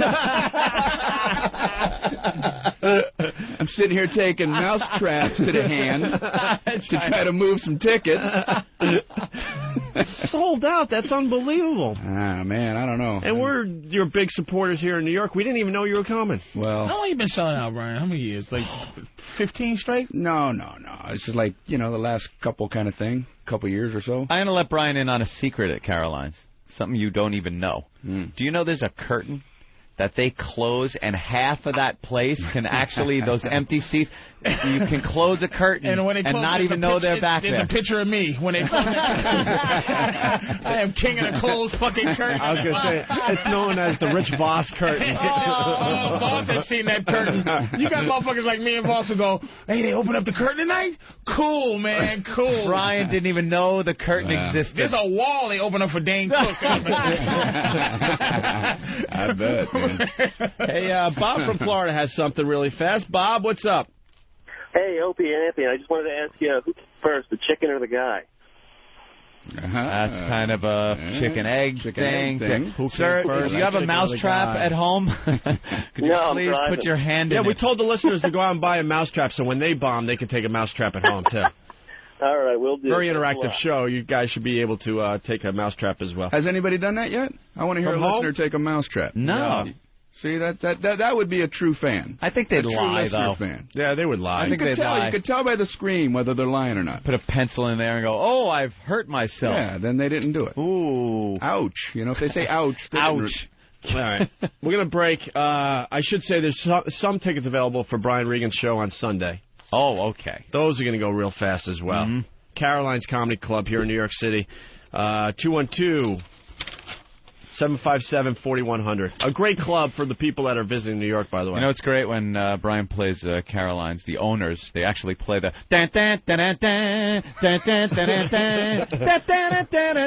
It's amazing. Can I like to ask Brian one question? Yeah, sure.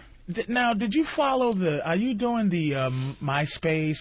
Do you do the internet? Do you do the keep in touch with your fans? Do you do the That's the Dane Cook route I'm not the Dane Cook, but everybody seems to think, Opie thinks I'm a fucking loser, but I want to know if Brian I'll say why you're a loser. Wait a minute. This guy doesn't know how to promote himself. You motherfucker. This guy's one of the funniest guys out there. He doesn't know how to promote himself. He doesn't even have a website yet. I got a fucking website, PatriceO'Neil.com. You do? Yeah, it works. It works. But you're not a big fucking Brian, come see Brian Regan kind of guy? Yeah, I don't want to. Yeah, I mean, like a friend emailed about the MySpace thing about a month ago. I had never heard about that, and then asked if, but I don't have anything on there. It's like he's testifying in front of the Senate committee on. A friend of mine once told me. Senator, a friend of mine had informed me that a thing called MySpace exists. Let me tell you so what... I am aware of its existence, but I do not participate in any way in this MySpace. Let me tell you what's going on here. Not that I wouldn't. Let me tell you what's going on here. I'm very observant. There's a minivan in Vegas with an XM unit. Yep. Mm-hmm. You got the wife at XM for Christmas, didn't you? Yes, we do have XM. Shall not seek, nor shall I accept a MySpace. That's right. MySpace is some pussy shit too. But I just wonder, is it? I've been a fan of comedy since I've been doing comedy before that, and I never thought of Brian like some of the major dudes. I never thought of as come see me. It's just like it was just constant road, constant work, constant legitimacy, and they just built a fucking fan base. Well, that's nice of you to say. I mean, I think if you just go out and kind of do pretty good shows, then people will go, hey, that's it. Brian is a word-of-mouth guy over the years. He's built up a following where if he comes to town, people just know about it. And, again, families go, so it's not a niche audience. Right. Well, what happened? He didn't want to hear that again. I'm sorry about that. That just made me lazy. Like, I've never heard two things. Families. Family and encore. Families go. Family, come on out to see Patrice. And it's like, You see, like, old cotton candy, white-haired old ladies sitting there with, like, a 14-year-old grandson, and they're all just having a great time. And his CD he put out, I collect comedy CDs, is one of the best ones I've ever heard. Yeah. One of the best ones I've ever heard. Thank you very, very much. Let's go to Raphael. Much more important things to do from Connecticut. Raphael, what do you want to do for the show today? I am willing to take a mousetrap to the balls. On your show, it's radio gold. That is impossible. Right, we're going to know if you're not taking it to the balls, my friend. Dude, I'm going to do it in the studio. I'll whip it right out on the console. You know what? Holy Jesus, no. I'll do it. I swear to God, I'll come down and I'll do it. How far are you from the station? I got to take the train. I'm in Connecticut. Probably 3 hours, 2 hours. Well, you should do it on the phone, and then you should come in tomorrow when we're doing American Mess. Okay. Why? Because you can't do it twice? It's like pitching 2 days in a row. If he does it on the phone today, he ain't taking a train in tomorrow. He's got to have that do it again. But I don't want to lose this guy because I think he's going to bail on us. So what do we do? Do we have him do it now? I don't have a mousetrap now. Oh, okay. No, he's got to come in. I can't imagine. Do you have a mallet? I'll come in, and you can do it live on Pal Talk for all your friends. For Pal Talk. Have you done this? No. Now, have you abused your nuts in any way, even close to a mousetrap? No. Listen, I don't think anybody's ever done. I don't think anyone would ever say, I'm going to take a mousetrap to that area again. Yeah, well, you bring up a good point there, Brian. There's things in life you only do once. The thing is, I think your nut is a lot like a mouse head. And the damage that could be done. You ever see that mouse that had his head just smashed open by a mousetrap? How about he just takes it to the bag? Take it to the bag. Like you stretch it out so that the actual testes aren't there, but just the bag, the old, what we like to call the old bat wing. See, we got to hire a girl for this gay shit. Because none of us really want to see this. Brokeback Mousetrap. This Friday. Well, what do you want something for that? I mean, you would think that he would say, and then you give me $1 million. Million. Right. Exactly. There's got to be an ending to that. That's one of those conversations you have with your friends after smoking some pot. Dude, for $1 million, would you? And people say no to that. Yeah, that's like a completely incomplete thing to just say, I'll take a train in and to get a mousetrap and do that. And what? And what do you want? He doesn't want anything. I don't want. You guys gave us, the listeners, enough over the years.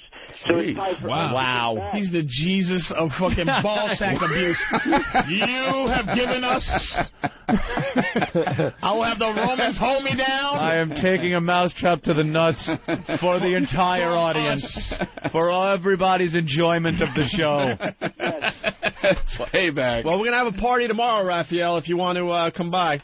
I'm going to try to. If not, we'll have to do it maybe next week sometime.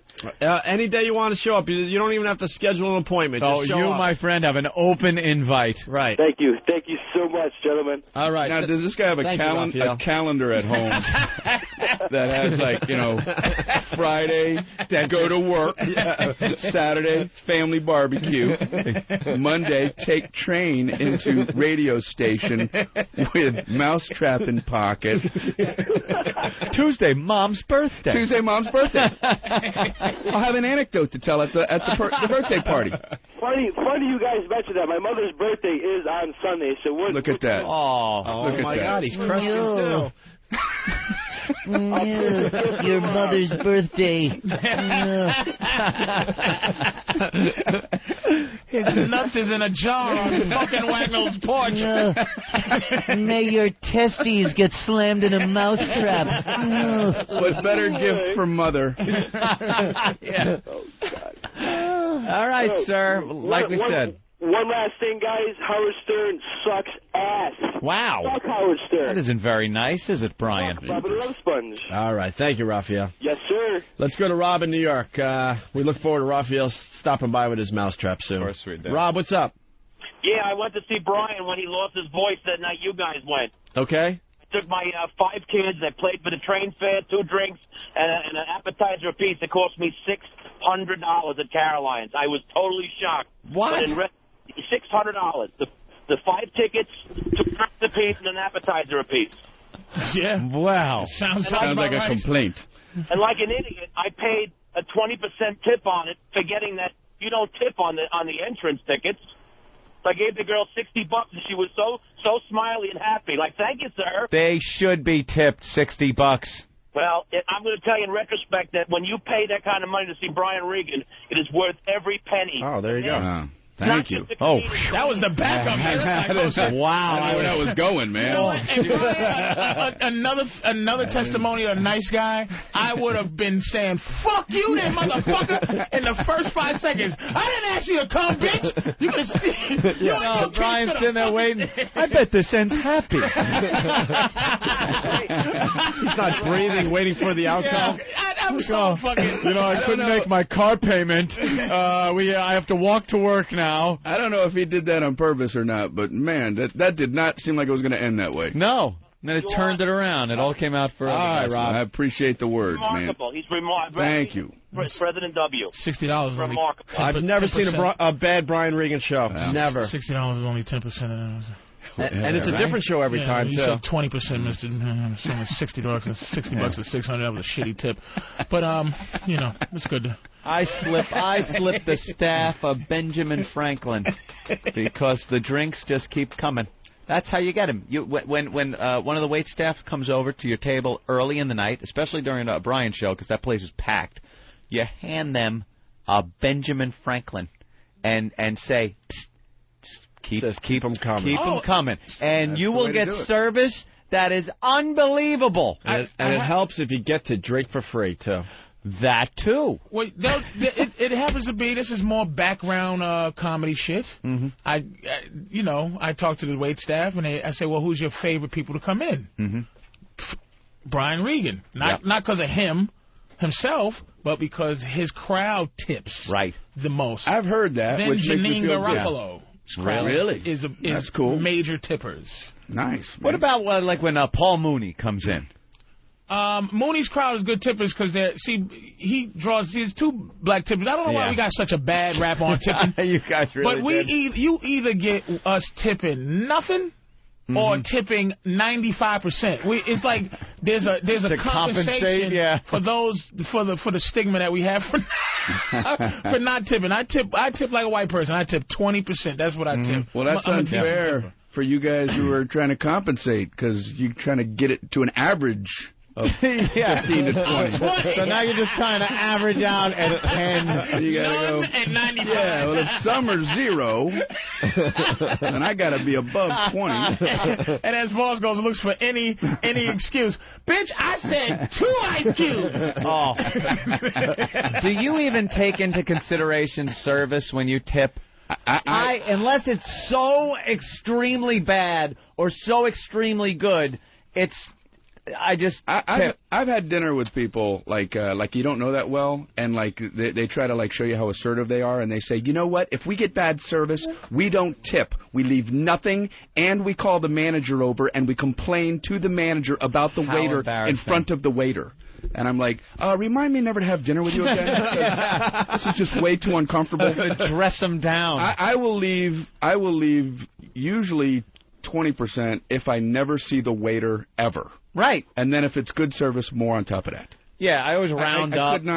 I could not leave less than 15. I would feel awkward. And attitude plays no role in my tip. Like nice attitude even makes me. I get sickened at a overly happy waiter. Yeah. Or waitress. I just bring me my food, make sure everything's cool, make sure I'm eating. I don't. Hi, and I'm Cindy, and I'm. It's just like because I like to be miserable too. You know what I mean? I just want somebody in my zone. So that I'll tip 20%. If they don't fucking smile at me, I like 20%. But they're good service. You know what I mean? I tip 17% because I like to do the math. When you go to like an abacus, you go to some of the diners around Long Island, especially in the calculators come out with the old ladies. The community I live in is a predominantly Jewish area, and they enjoy figuring out the tip. And everyone, like 4 people at a booth at a diner, and they all will have calculators and papers, and this one got this, and percentages. They're doing a count. There was actually a guy with one of those old adding machines. Are you saying with Jews paper cheap, coming Anthony? out. No, just very accurate with their tipping. Accurate. Very accurate, right down to the percentage. Yes. And I know you got all those old Mel's Diner waitresses over there. They Myrtle just all like to kiss my grits. Hi, honey. It's like Myrtle. I ordered an hour and a half ago. Oh, I forgot. Yeah. Sweetie, we'll get that right out for you. I read an article Do me a favor now. about waiter and waitress tipping where it's been proven, they've done studies, that usually a waitress, if she crouches down, so her head is at your level, she gets more tips. If they give a good weather forecast, I'm not making that up. Are you kidding? If they say, hey, it looks like a nice day out with there. Like maps and frontal charts and they have the green background screen and the pointer. We got a barometric front moving in. No, I heard that. If it's been proven for some reason that if they say, hey, it looks like a nice day out there, that makes people tip more. Wow. We interrupt this program. I have never heard that. The ozone midget sighting of the day. A midget sighting? This is the third day in a row. It's getting crazy with these midget sightings. Crotch Critter. Yeah, hey, how y'all doing? What's up? Good. I got a midget sighting for y'all. I was down in Knoxville, Tennessee last night at the truck stop, and going in to pay for my fuel and all. I go inside, get my little soda pop and whatever, walk up to the counter, and I hear this voice like, hey, I can help you over here. I look around, I'm like, what the hell's going on? I look over. If you can imagine, this guy is like the alien on Men in Black that was standing behind the counter at the jewelry shop or whatever with, they had all the guns. Yeah. This guy, his head is small, his chest is small, but he's got regular legs, regular arms. Holy shit. And, yeah, oh, my God, it was so hilarious. The whole time, Anthony, I went ahead and I emailed the video to you. I videotaped it on my cell phone. Wow. The whole time, I'm sitting there fucking laughing, and the guy's just, like, looking at me like, I know this guy's laughing at me. But the whole thing, I was like, oh, my God, these guys are going to die when they see this shit. And it was so funny. His arms looked like they were 8 feet long just because, in proportion to his body. Oh, my God, it was so, and he had, like, regular pants on, like, regular size Regular size pants. Oh, that's creepy. And you got a video that you sent in? Yeah, I sent it to Anthony last night. But, I mean, it was hilarious. Hopefully I'll be able to find it in my multitude of email. All right, Crotch Critter. All right, man. Y'all have a good one. Thank you. Meanwhile, back at the show. So, tipping, yeah. All right, we'll take a break. Brian Regan is here. Tickets still remain for his Sunday show at Caroline's. We're going to play like a Brian Regan bit, so you don't have to do heavy lifting today. All right. You do the hang, and then we play some of your funny stuff that you've done in the past. Actually, I think it's something you did with somebody from another XM show. A bit called, which one are we doing? Oh, Inventions. I know this one. Let's play this as we go to break.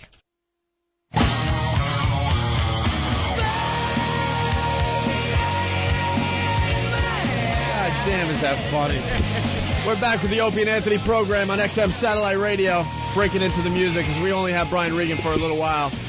He's off to some kind of, I don't know, wholesome meeting with a network, I believe. I'm sure. Playing Carolines all weekend long.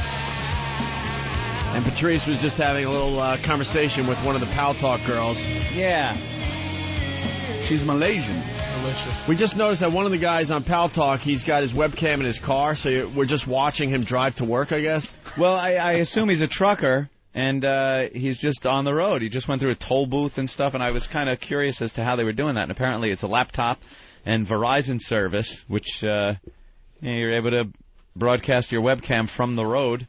We should dare that guy to rob a bank. So we could watch the getaway. Be right in there with him. The getaway ride, you know? That could be exciting. It is amazing what the technology... Because when you look back to the past, this type of technology would have been like, yes, it'll be used for conferencing of big businesses, grandma keeping in touch with the grandchildren coast to coast, like that.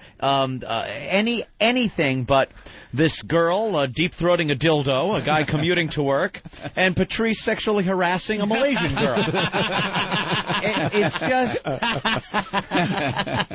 we take the best technology and just bring it down to the lowest level possible. Like satellites involved, you know, like hundreds of millions of dollars of technology. Let me see your tits. That's what it all boils down to. You on the other side of the world. Pull your shirt up. Pull your tits out. I felt so... I couldn't resist, and I'm suing for mental, and it's like, bitch, you could have just said no. XM had to get a satellite into orbit so we could play Guess What's in My Pants today. Right. Yeah. In order for all of you to hear a chicken be fucked by a German gentleman, millions and upon millions, perhaps billions of dollars, NASA had to get involved. Rocket ships were used. They must be proud of us today in Washington. Let's go down to Anita, the trucker. Anita. Yes. I'm a 60-year-old mother of 2, grandmother of 8. My sons gave me an XM radio for Christmas. My youngest son drives the truck also. He's on his way to Fenton, Missouri, as a matter of fact. He called me at 7 o'clock this morning and woke me up so I could hear your chicken thing. They gave me this radio with the promise that I would listen to you guys one time. Yeah. And it's like looking at a train wreck. You know, you don't really want to do it, but you do it anyway. Yeah, we understand. We've actually described the show like that quite a few times. Have you really? But I listen to you guys almost all the time now. I think you are the funniest things I've ever heard. I feel like I have to take a shower afterwards sometimes. But you know, this woman really is summing up this program. Very good. Yeah. Is she the one that's driving that truck on the lower left, or is this another person? She's another person, Anita. No, I'm in Fort Madison, Wisconsin, or Fort Madison, Iowa, waiting for a load right now. Would you ever do something crazy for our radio show? It would depend on what it would be. Well, keep listening. There's many things you could do for the show. A guy's going to take a mousetrap to his ball sack tomorrow. I know. I heard that. He's got to be an idiot. Motherly advice. We might need Anita to call in every once in a while with the motherly advice. Let's hope that isn't one of your 2 kids. Yeah, really. Oh, no, I'd kill him if it was. But, you know, I made that body, and it's a good bid. Yeah, you know, Mom the trucker. Yeah. Mom. Hey, you must be in good shape for 60 years old to be a trucker. Yeah, pretty good. Yeah, you got big arms on you? Large Marge. Yeah, Mom, my girlfriend left me. What do I do? Get over it, faggot! Yeah. Double clutching with her suppose. I didn't raise no pussies.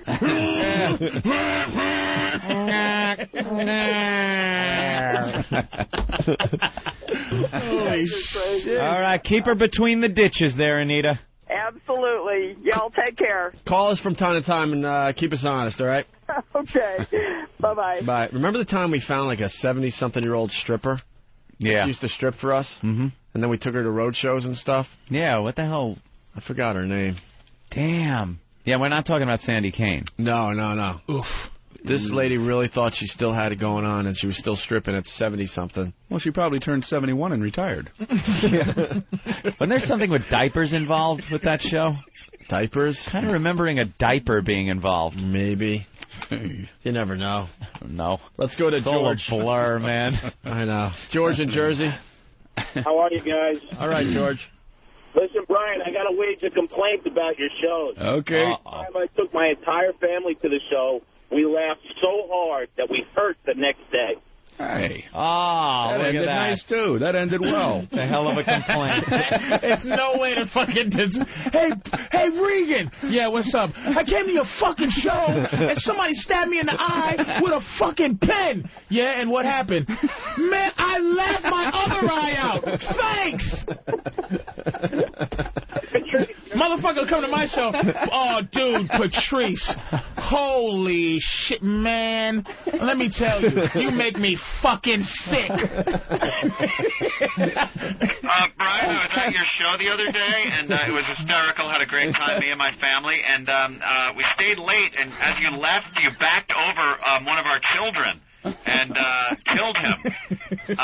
But... you know, you signed something for me, the police report, so I got an autograph, and it really was a funny show, and we do have other kids. So, actually now the other kids get more food, so you've helped our family out, and I can't thank you enough for that, for killing our kid. Brian. You rule, Brian, you rule. Fucking guys. Hey, Regan. Flattered. Doesn't matter, I'm flattered. Hey, Regan. I love you, man. Oh, man, let's go to Arizona. Dave, what's up? What's happening, guys? Hey, Dave. Hey, you're giving Patrice crap about not having a website. Yeah. I'm on it right now. It says bandwidth limit exceeded. That's an excellent promotion he's got going on there. Wait, so 10 people click on your website at one time and can't handle the That's traffic? what happened. Hey, listen, I just made a call. You saw me make an executive call. Oh, he made it. He's like, what's with the... Here was Patrice's call, though. I need more width. As far as that band goes, whatever the band is, it needs more width. Hey, wider. Because I ain't got enough of the width on the band, so... And I swear, that was his call. Yeah. And then he's asking me, he's like, Anthony, how much bandwidth do I need? And I'm like, I don't know, 2, 3, maybe 10 gigs a month. I go, no one goes there unless it gets spiked by us talking about it. Right. So like 10 gigs a month. And he goes, how's 100 gigs a month? I go, that's more than you're ever going to need. It's getting fixed, everybody. Don't worry. I didn't know about bands. We can give you the Dane Cook plan of 8 gazillion gigabytes a day. There's, Dane's server has, like, spinning tapes like the old science fiction movies. Just that one guy spiked it. I don't know, what happened? Patrice has a Commodore 64 in a bedroom somewhere. Patrice, I went to your site. It was great. I was playing Star Raiders. Rick the trucker. Rick. Hey. Hey. Guys, how you doing? Good, man. Love the show. It's fucking great. I travel all over the country. I think it's the best thing going. Yeah, I think so. I think we're blowing up. Patrice, I want to let you know, man, I haven't seen either you or Mr. Reagan, but I'll tell you, you got me fucking laughing on this road so much. Mr. Reagan. And I just want to pat you on the back, my friend. Look at All right. You don't even know Brian. Yeah, you don't even know. And he still said he got a great show. Hey, listen, Patrice, right. I heard of you, but I don't know this Mr. Reagan, but I'm definitely going to go to your show. Why? Good for you, man. Mommy, why are there instructions on Pop-Tarts? Will? I love that. Will, a cup of dirt. God, I just want to be loved one year. I'm gonna just practice on being loved one year. I just want to know what it's like. I just want to know what it's like. It's fucking so amazing. That's what it's like. Get some bandwidth, and yeah, maybe you'll know. Start loving bandwidth. Your website could take more than 3 hits. Dumb idiot. After the show, I'd be like, all right, Brian's like, I'm out of here, motherfuckers. One. What? Peace out, bitches. There's something to be said about playing it safe, I think. That's what we're all learning If today. you make it fucking... Maybe we shouldn't be pissing off every single person out there. It's just... And we'll get some love, too. Unbelievable, man. I'm a bridge-burning idiot. It's like, we all are. That's why we get along. What's with that cunt Lindsay Lohan? What? What did she do? I'm not going to ever work with her. Seems like a nice girl. That's what I'm going to say now. Seems like a nice enough girl. You know, I wish her the best. And he's funny doing it. It's like anybody great. you would think you would just go, oh God, Mr. Nice Guy. But it's almost just we had this discussion at NEW where it was like, hey Brian, that Adolf Hitler. You know what a bastard that guy. Yeah, but a well trimmed mustache on that guy. Always, I never saw it overgrowing. He was a good artist. Maybe if someone would have bought a painting from him, that could have turned his life around. Averted a lot of hurt. Somebody would have bought some of his artwork. He wouldn't have been so frustrated. Did Regan just do a G-rated Hitler joke? How the fuck did that happen? Let's go to Nick in Canada. Nick? How you guys doing? All right, Nick. Oh, Brian, I tell you what, you are so funny, you make me throw up. I mean, it's hilarious. And Patrice, you're okay, too. There you go. Well, here's some love. Here's Theo in Virginia. Theo. Hey, guys. Hey. Patrice, I saw you last year down here in Virginia, and like the last time you toured?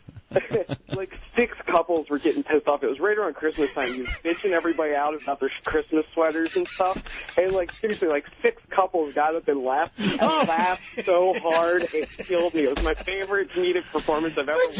Chasing people away from I average 15 a show. They just want to go to your show with their Christmas sweaters. And I go, fucking leave. Just leave. We don't want you here. Just sitting there with their little alpine sweaters on. Yeah. The grandma got them for Christmas. Figured they'd wear them out. That's why, and this is last year. That's why comics rotate. What do you rotate? 3 a year in a club or 2 a year? Yeah, like 2, 3 a year. 2 or 3 or 3 or 3. This was a year and some change ago. I was in Virginia. I don't rotate. I'm not trying to get them out. It's just I'm doing my shit, and somebody will just go, fuck you. Like this guy in Cleveland goes.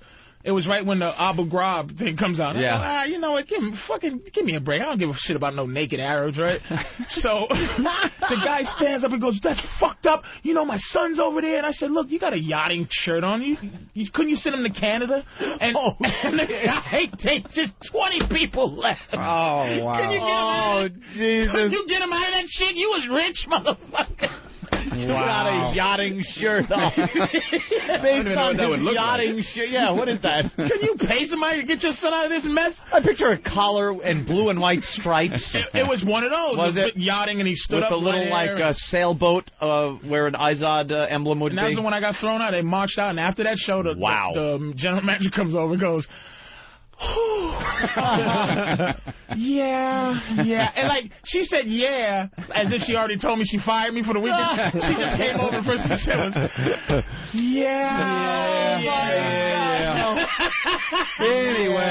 Anyhow. Yeah, like we all know where this went. I don't even have to say it, Patrice. You are so gone.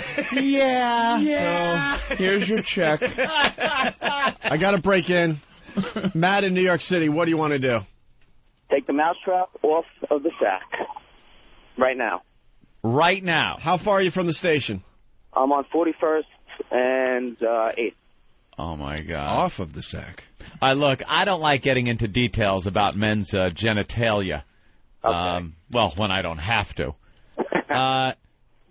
There is a couple of stipulations, though. All right, what's the stipulations? See, this guy's got the $1 million thing in mind. Yeah, at least. No, not at all. What do you want from us? I've been trying to get tickets for Brian Regan. And it's been Brian. You got to help out the show, Brian. Yeah, we can. Look at Brian. Yeah. You want to see Brian? Yeah. All right, here's what you're going to do, Definitely a first. Dude, here's what you're going to do. Okay. You're going to, hopefully, you're not cold or nervous, because that makes the scrotum pull up. Well, let's just say I'm a construction guy and I've been outside. What he needs to do, I think, is stretch the bottom of his bag. Yeah, we got to be responsible broadcasters. Over the edge of the trap, right? So no testy is involved, right? So that no testy gets hit. Why is Brian taking notes? What are you doing, Brian? For the lawsuit later, of course. Right? I don't know. I wrote down cold and nervous for some reason. Well, cold and nervous. Game rules makes it like it would be hard for him to pull. He actually pulled out a pen. So he should bring in a space heater and some painkillers. Right, exactly. Take care of that situation. I'm thinking, we turn the heat up and a Xanax. Yeah. Then where he's not nervous and it's no cold bag. Then that's not an issue. Now you stretch as much of your bag over the business end of the mousetrap without a testy being in the strike zone, right? Yeah, that's fair. And then you hit the trigger, it smashes down on your sack. Thanks for being so graphic. Well, I like to let you know what you're getting yourself into, my friend. Right. Thank you. Or you can take it on the head. No, that's okay.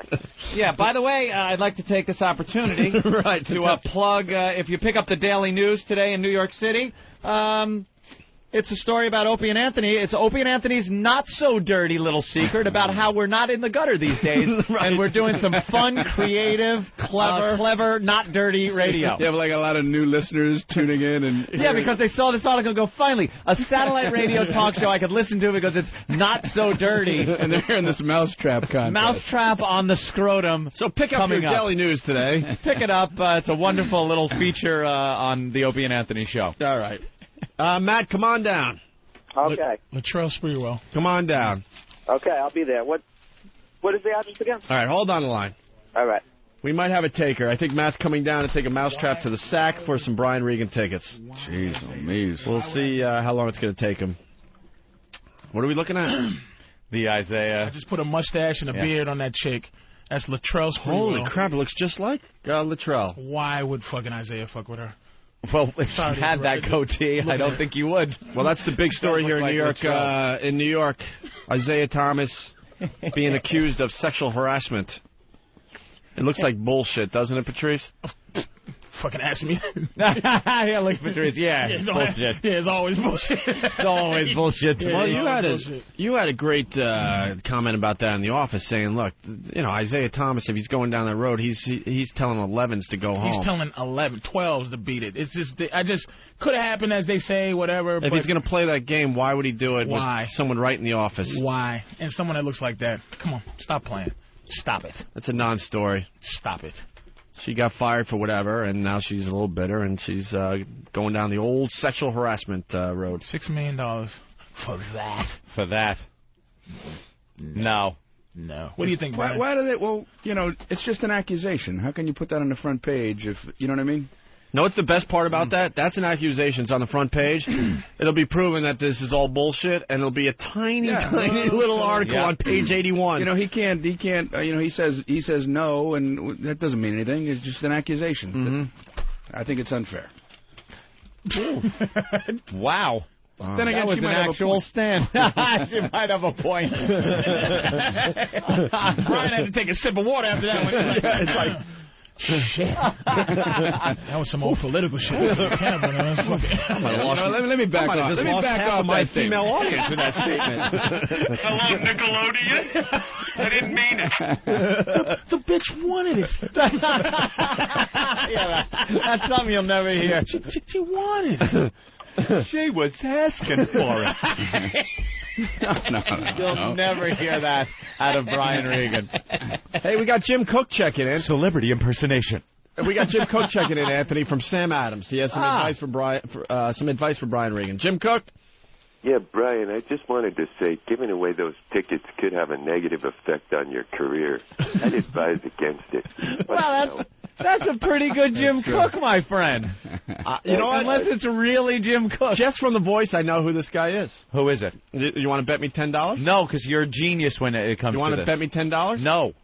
Is this Dave? All right, I'll bet you the 10 you still owe me. Oh, yeah, I do. That everyone saw on Pal Talk. That's what's good about Pal Talk. They see the financial exchange that goes by. There's 10. I gave it right back to you. I did forget about that. You want to bet that 10, though, right now? No, because you win. Why? Because you know you're like an idiot savant when it comes to the name thing. This guy called in for to do a Jim Cook impression, but I know who he is. Come on, $5. I got $5. No, because I know you'll win. $5 down. You know me. I'm down for a bet, but I'm not down for a sucker bet ever. That's a sucker bet. He hasn't said anything. It's a sucker bet. You never, ever. Is there any way I can know who this guy is, right? No one had told me anything. No one passed me a note? Dude. Just by hearing his voice. It's your track record I'm going on. Take it as a compliment and put your $5 away. I'm not betting you. Well, I'm not telling you who it is, then. It's going to cost you $5 for me to tell you. Take it as a compliment that he won't win any money. Take it as a compliment. No doubt in my mind, this is Dave the Blind Guy. You got it. Wow. Right. This is Blind Dave or Dave the Blind Guy? Blind Dave, actually. Hey, you can check out my band's website, pulserocks.net. He's actually completely blind, Brian. Yeah? And now you're doing a band thing?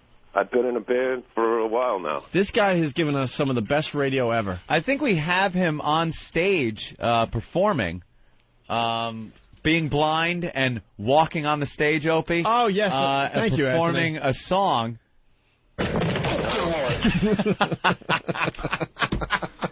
So subtle, aren't we? All right, I'm punching out, guys. Wait, we want to give you some props today. Yeah. I haven't made the transition. I've been stepping back, letting the Pat from Unakis and whatnot step up the bat. Dude, your track record speaks for itself. Some of the things this guy did. We found a girl, Brian. We actually played the bit yesterday on the show. We can play it again going in a break or something. We found a girl that could toss eggs from her vag. Yeah, she was able to shoot eggs out. It's one of these bachelor things. You know, you hire her for a bachelor party, and she could launch them, 10, 12 feet. Yeah, something like that. So then we had Blind Dave in front of her with a basket trying to catch the eggs. So when you're booking somebody like this, you have to factor in the cost of a dozen eggs? Well, it's in the budget for the show. Hey, can I say Mammoth Road Club in Drake on February 18th and Pub 30 in Chelmsford on March 10th? What do you do for the band? I'm a drummer. Drake it where? Massachusetts? Yeah, he's up there. He's up Sorry, here. Massachusetts, yeah. He's the blind drummer. Have you been blind since birth? Nah. He lost it, man. About 9 years ago. In an accident or? No, it's a retina disease. Oh, man. He actually he actually holds a driver's license. Yeah, I never got it renewed. I didn't make it in time. No, we had you renew it on the show that time, no? Yeah, but it's that was a while ago. Again. Oh, we've been off the air for a while. He actually went in and faked it. Right there in motor vehicle, he went up to the counter and faked the the whole thing. I got a year to try it again. And walked away as a blind man with a driver's license. He had a friend help him out. Oh. Yeah. Explain it again, because we have a whole new audience, Dave. All right. I put a back brace on, and I got a crippled cane, and I had this chick come with me. And you don't have to take an eye test in Connecticut, so...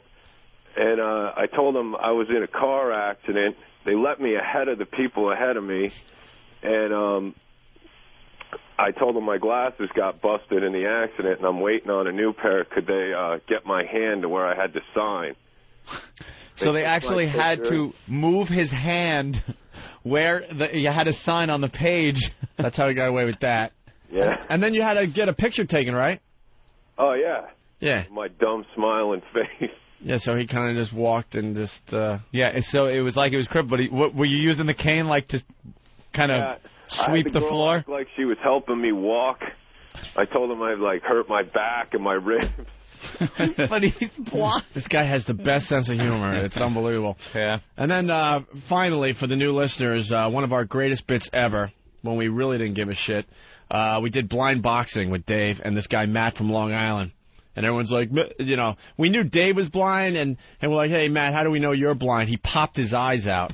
Oh, yeah, he kicked my ass. And then he proceeded to kick Dave's ass in this blind boxing match. We got to get those clips up again. I think Dave would have done better if he wasn't so drunk. Yeah. You were so hammered, and they're boxing, and it was really disturbing to watch because at one point they were back-to-back. Dude, completely opposite direction, and kind of throwing jabs out and searching for each other, completely facing the opposite direction. I had back surgery 2 months after that. Well, what were your injuries, by the way? I think I cracked some ribs and bruised my kidney or something. Spleen, I think. I don't know. Yeah. He was... Oh, this other blind guy beat the shit out of him. We didn't think this all the way through, and he got beat up pretty good. And I'm just curious, could you drum before you lost your sight?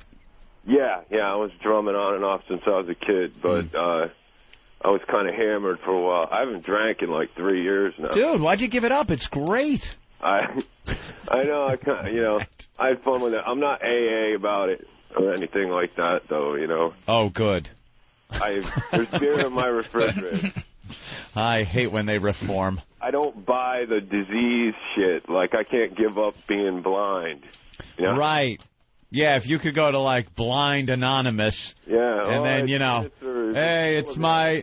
I'm on my 3rd month of seeing. And everyone, like, applause. It's great. Pat on the back. Like, yeah, you stopped being a fuck-up. Well, that's good, because I don't think drinking was doing too good for you. Some people can really handle it, and other people are like Dave. Yeah. All right, Dave. All right. It's good hearing from you. All right, thanks, guys. PulseRocks.net. And where's the gigs again? February 18th at the Mammoth Road Club in Drake-It, and March 10th at Pub 30 in Chelmsford, Massachusetts. All right, keep in touch. Thanks, guys. Blind Dave, everyone. The band just tells them they're at a club. They just hang out in the basement. Jesus. Play. And we got to get Brian Regan out of here? Or you want to wait for the Mousetrap guy now? What? I'll be honest.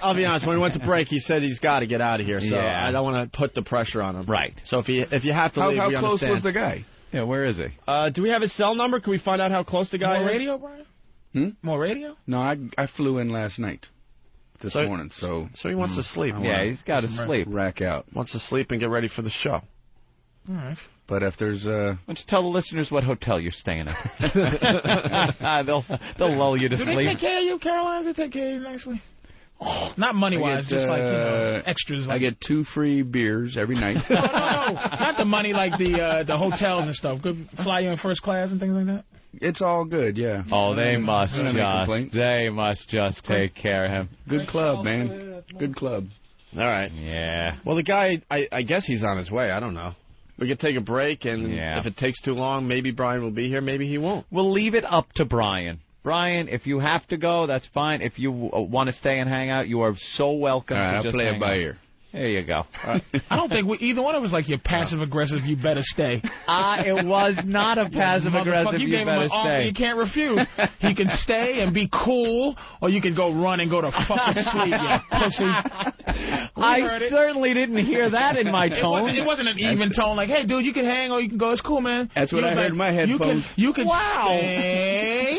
Woo! Or you can fucking get the shit out of here. Did play the tape back, Derek. Did I woo?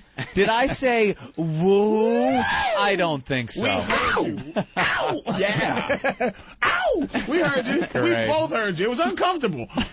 Very weird. He just took an uncomfortable sip of water. Brian can do whatever he wants. That's what a crowd member does when you pick him out of the crowd. He starts to drink a little water. He's just like, shit, did this motherfucker just make me stay? Oh, no. Hey, yeah, I gotta go. Hey, I heard someone told us you gotta go. You gotta go. You gotta fucking go forever, nigga. One day your shows won't be sold out all the time, Mr. Regan. What's up, Steve? Yes, Steve? Steve? What? Oh, nothing. We were just getting the paperwork ready for Ball Smash Guy. He's going to sign legal documents. Yeah, legal said, oh, sure, but, he's got to sign a waiver. Is he coming with his attorney? I don't believe really? so. They're going to negotiate? They're going to negotiate a contract before... The testicle in question is not at the proper angle of... there's a rider on this contract that... Heretofore known as... Heretofore. Right. All right, we're going to figure it all out next. How's that? Good. Brian Regan, still some tickets available for Sunday's show at Caroline's. That's the last show. All the rest of them are sold out. 212-757-4100. We'll go to break with Brian Regan doing his thing.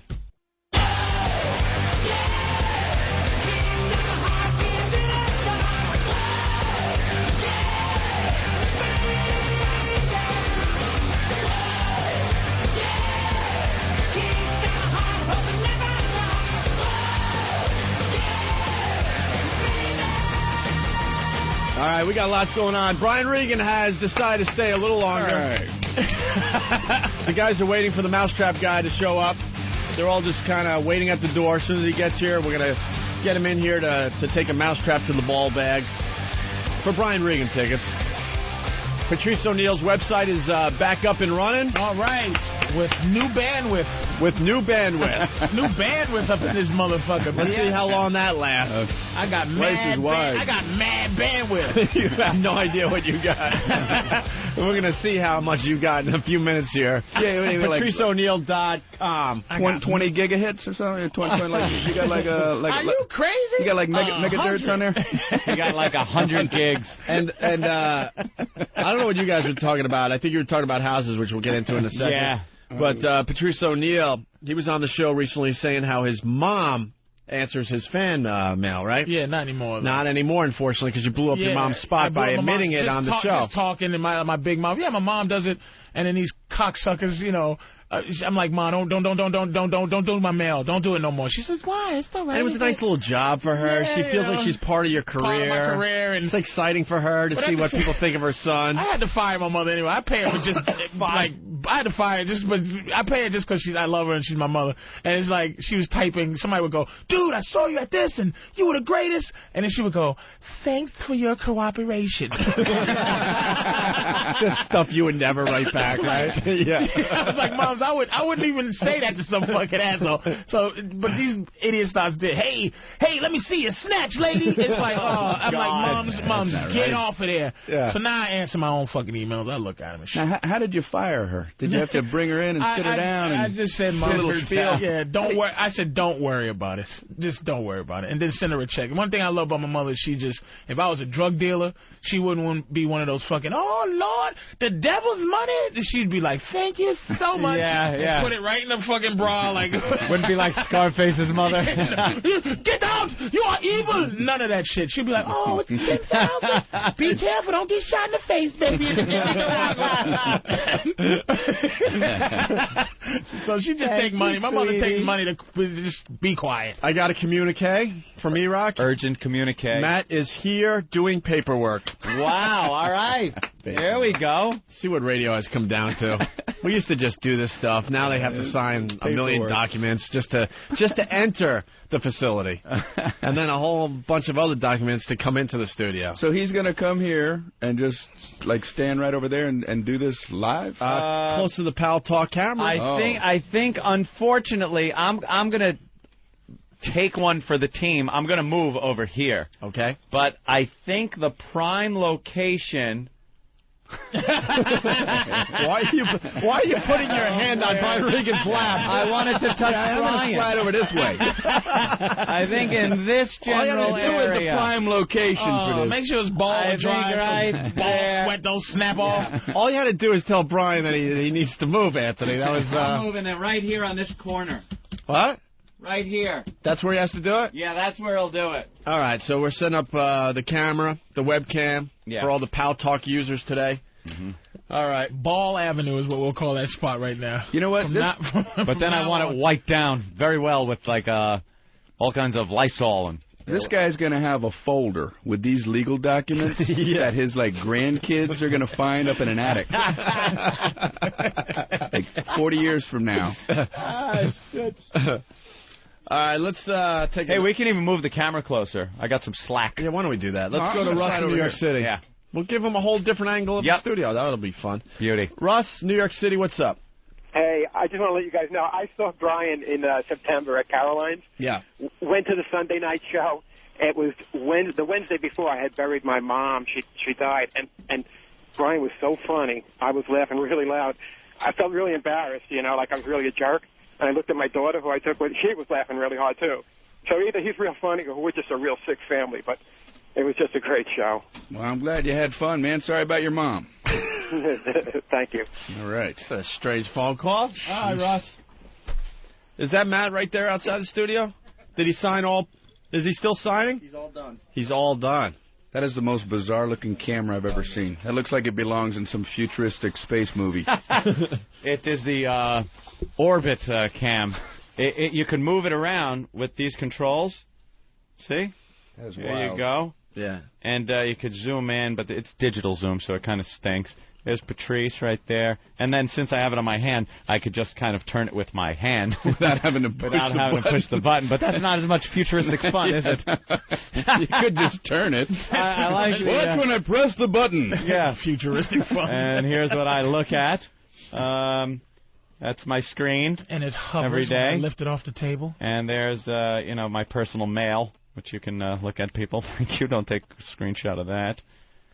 Opie, finally. We get to see Opie on the Pal Talk Cam. Oh, stop it. That's the Phantom of the Opera. Opie works. They have like one of those half masks on. Steve C., E-Rock, Patrice, and Brian. I see the curtains are down. So we're ready to broadcast. We're ready to broadcast. He's still doing paperwork. And here's our view out the window of New York City. There it is for the people watching at home. Mousetrap guy? All right, yeah, let's bring him in. See what he's about. Bring him in. His name's Matt, I think. There he is. Hey, man. Jesus, Matt. How you doing? You're nuts. I know, I'm crazy. Dude. You don't know, it isn't something like you can do a test run on. You're going to just find out what this feels like now. That's all right. Have a little fun. You got like stone guy's eyes. A little fun. Well, you got to take a couple painkillers. Maybe. Oh, my God. All right, disqualified. There will be drug testing. Drug testing. Right. The whole point is to feel the pain. It's going to ruin the sport for the kids. He just sits there and laughs maniacally after they snap. If the kids hear about this and you become one of their heroes, and you find out drugs are involved, that could be a problem. That's okay. We want this to be official. I don't think painkillers kick in. Like, I think you have to have pain first. Dude. Look at him. I just ran from... He started the pain-killing process a few hours ago. No. Look at him. Yeah. Like Pez. Right. Yikes. And remember, this is something that he said he wanted to do. He came up with this idea. I don't want people thinking that I said, thank you. Here's how you can get Brian Regan, Esquire. If you want Brian Regan tickets, Brian has destroyed a young man's balls. The honorable Brian Regan. I hope that was one of the many documents you had to sign to come in here to make it clear that... About 20 of them. Wow. Yeah. All right, the emergency numbers scared me a little, too. This is where it gets awkward because it's just a bunch of guys. We don't even know how to begin talking about this. Usually I'm a great setup man, but that is the problem with having a unbalanced sexual office here. Make sure this is the most. Make sure there's not going to be a harassment suit office in the whole fucking world. All right. Right. Well, who wants to be the guy that just tells Matt what he needs to do? By the way, now that I have more slack, he could be further away from me. Matt, you kind of where Patrice is. What? See that little nub on the console? That is where he's going to do his handiwork. I don't give a shit. This chair has fucking wheels. I'm rolling where the balls ain't. All right. Step over this. Anthony is placing the webcam in a better position for Matt. All right, let's leave it right. So the people on Pal Talk could get a nice little treat today. Now I do have to use the little buttons for a minute. E-Rock's got to move his gut out of the way. Huh? Can I see it snap at least first? Yeah, you can see it snap. Take one with the hand first. It's horrible, man. The balls. Take one with the hand just to see what you're in for. Yeah? Not with the fingers. Go like this. How's that, guys? Good? Yeah, like that. Take one with the hand. You're going to scare him off with this. No, not there. I swear to God, not there. I'm not even fucking around. The meat. Take it on the meat. There you go. Take it on the meat. That wasn't bad. Yeah. That was your... Because it was kind of, it was a lot of meat in there. It didn't have a chance to smack down. Huh? How do you reset? I'm ready. Oh, Jesus Christ. Let's go. What does he need to do? For Brian Regan tickets. Jesus, can you get him a pretzel and some mustard too, Brian, in this fucking deal? You know what? I think I should just give you some comp tickets and let you come check out the show. Jesus, you're a special guest, motherfucker. In fact, I'm going to make sure I'm on the record. You're free to just come to the show. All right. You don't have to go to this drastic measure. It's, well, we'll throw in some mozzarella sticks, though, all right? Let's make sure this is set up. Holy shit. Wait a minute. We have learned that if that thing flies off the table, it's going to hurt even more. We learned that with Elo yesterday. Someone has to anchor that thing. Oh, somebody has to hold it with their hand? Someone has to anchor the one end of that, because I'm telling you. One of you guys, one of you young gentlemen have to ball anchor? Wait, here's what or get a vice or something. Here's what he's going to have to do. First of all, let me see a replica mousetrap. That one over there. Here, this one's loaded. No, I don't want a loaded one. Oh, okay. Unloaded. I want to see. Okay, it does come right to the edge. Yeah. When it snaps. Yeah. Okay. What we need to do is have him take. You know what you're going to be doing. Yeah. You're going to be taking. Yeah, it hurts a little later, doesn't it? Look at this thick black glove. That's something that somebody would land a hawk on. You're going to have to take your scrotum, pull it over this edge of the mousetrap. Okay. Right? But no nut. Don't put your nut in there. And then, how will it be triggered so that whatever's triggering it doesn't interfere with the wire hitting the scrotum the bag? He just presses the Is scrotum. he going to be able to pull enough scrotum up without getting a ball in the way? This kid is a maniac. He has This is a what he giant does, balls. Anthony. He takes 2 fingers. He Right. stretches out the ball back, and then he pushes it down. On the metal mechanism piece, on the mechanism. Let it fly. Now his fingers cannot be in the way. This has to just be sacked. Be funny, motherfucker. Brian, realize this video will be downloaded all over the world, by the way. Oh, you better be funny. Our videos are being downloaded all over the world at this point. I see everybody watching over there. He'll be sitting in the front row with his arms crossed. That's nothing. That's only a couple hundred people. This video, I will guess 10,000 people will download it by tomorrow morning. Okay. Yeah. Nobody from work. Okay, so what? We got it straight. What we're gonna do now? 2 fingers. 2 fingers, 2 hands, pulling your bag, and kind of pull it out. And if you could take your middle fingers and push your nuts back, you know what I mean? Why are you so protective of his nuts? When did that happen? Look, I have no love for this guy's nuts. I have a love for the house radio. I'm getting. We're trying to be responsible broadcasters. Right. Whoa. Well, I'm sorry. So you think the scrotum skin is less of a lawsuit than the balls? If a nut gets hit, it could keep him from having kids. A scrot getting hit is just... but it's all his decision, That's right? a couple stitches. Who cares? All right, fair enough. All right, so we know how we're rolling here. Bleed or what? I don't know. I really don't know. We can hope. All right, is the camera set? We're all set. Camera set. Make sure no one's in the way. Danny. Hold on. This is Matt from New York City, and this is for Brian Regan tickets. It's the only way he can get tickets for the show at Caroline. I think if you're and I'm offering him comp. Yeah. He doesn't need to do this. So we're not in the way of the camera. Are you busy Sunday? Wait. What show is this for? It's a private show. Because Brian Regan's going to feel so guilty. He's going to do an hour for Matt in the office. This was his own decision to do this. Sunday tickets still available, nigga. We can take care of tickets for you. It's too bad there's the only way you can get tickets to see Brian Regan. It's a shame, man. Sold out show. What are you going to do? Saturday, a 3 p.m. matinee show just for Matt. What's with your balls? Holy All right, I don't know. How do we do this? We got it. Well, Danny got the... All right, Danny's going to hold the trap, but don't get in the way of the camera at all. Right. Hold that thing down. Yeah. Danny, you know what? Angle the trap more this way. Yeah. No, the other way. The other way. The other way. Keep going. Like that. Now you stand a little sideways. Like that. Perfect. God, you're a director. Yeah, look at Perfect. Steven Spielberg. Now, I don't know if I see this. Now, You think when you make the rectangle pull out with your the hand? sack. Pull out the sack. And now filming stretch. this? Now don't do it until we tell you. Make sure what am I you're. pressing? Just this again? Yeah. Pushing down on Yeah, you're gonna push that down. No, Now pull, but without putting it in the trap yet. Pull it out as far as you can get it. All right. Don't put it in the trap yet. Don't put him in the trap yet. Hold on. Back off. Back off. We all Brian, not one joke better flub, motherfucker. There's not one. You better not have laryngitis. Oh, Lord, no. I can't believe this is what this kid has to do for tickets. It's unbelievable. Fuck me. Okay. And put an apple martini in it, would you? Throw an apple martini. All right, so Throw in a Dennis Leary drink, will you? You're gonna be able to pull it and get it so your fingers aren't in the way. Yeah. And snap it down. By the way, what show is this for, Brian?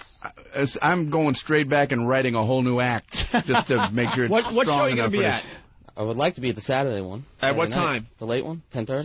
Is that possible? We'd have to talk to people out front, but most likely this guy's going to be at the Saturday Brian Regan show late night. Yes. Make sure this guy doesn't pay for shit. He's going to be sitting on stage with Brian Regan books, reading. Sitting on an ice block. That he's going to be sitting on. If some of the pests are going to that show, he's going to be at that show. Search him out and just make sure he doesn't pay for anything. Good God, oh motherfucking mighty. Are we ready for this? All right. We are ready. Okay.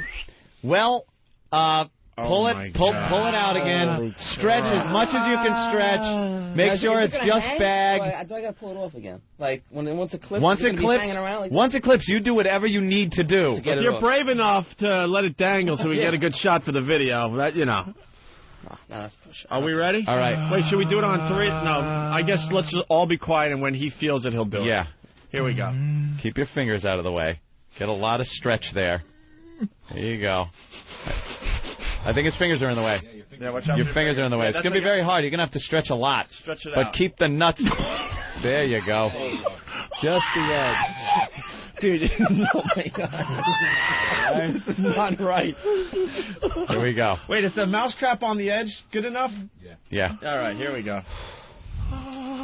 Breathe. Holy shit. What am I doing? Ready? Go.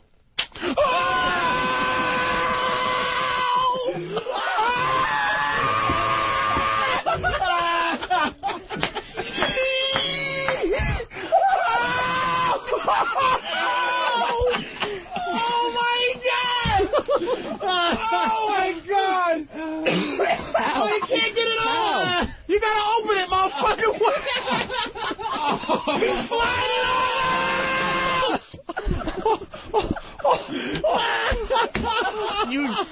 The words can't describe that for the first time. For the first time in our careers, words cannot describe that. I can't. Oh, my God. Dude, that had to hurt. Yeah. Did I tell you the second show Saturday was canceled? Oh, my God. Matt. Shaking. Oh. Comment? Invigorating, let me tell you. Holy shit. Oh, my God. He might pass out. Oh, that just was not Any damage? right, dude. A lot of redness. You all right? Oh, when you set that, you can feel the power. When you pull it back, it's- oh my God, that's like. Want some water? No. It has the force of a medieval catapult. You know, knock down a castle wall. Wow. Holy shit. Holy. Look at Brian's like. Look, dude, I'm not really sure. I mean, I could do a Monday show. It's too bad that was the only way he could get the tickets, though, man. Yeah. You know? Oh, no, man. Wow, I'm on record something. 5 times saying Brian's you don't have to do this. That's okay. That's okay. Your own choice, your own choice, your own decision. He's on record 5 times, dude. I did say, Brian did say you can go.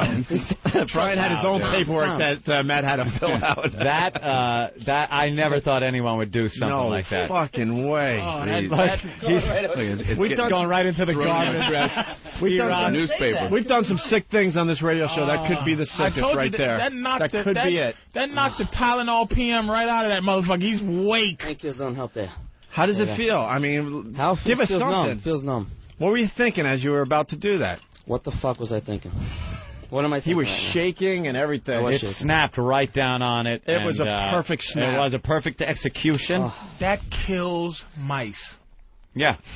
That kills an animal. Future babies that I might have. That kills an animal that can squish under anything. It can squish under. It's an animal that has no bone structure or anything else. Right.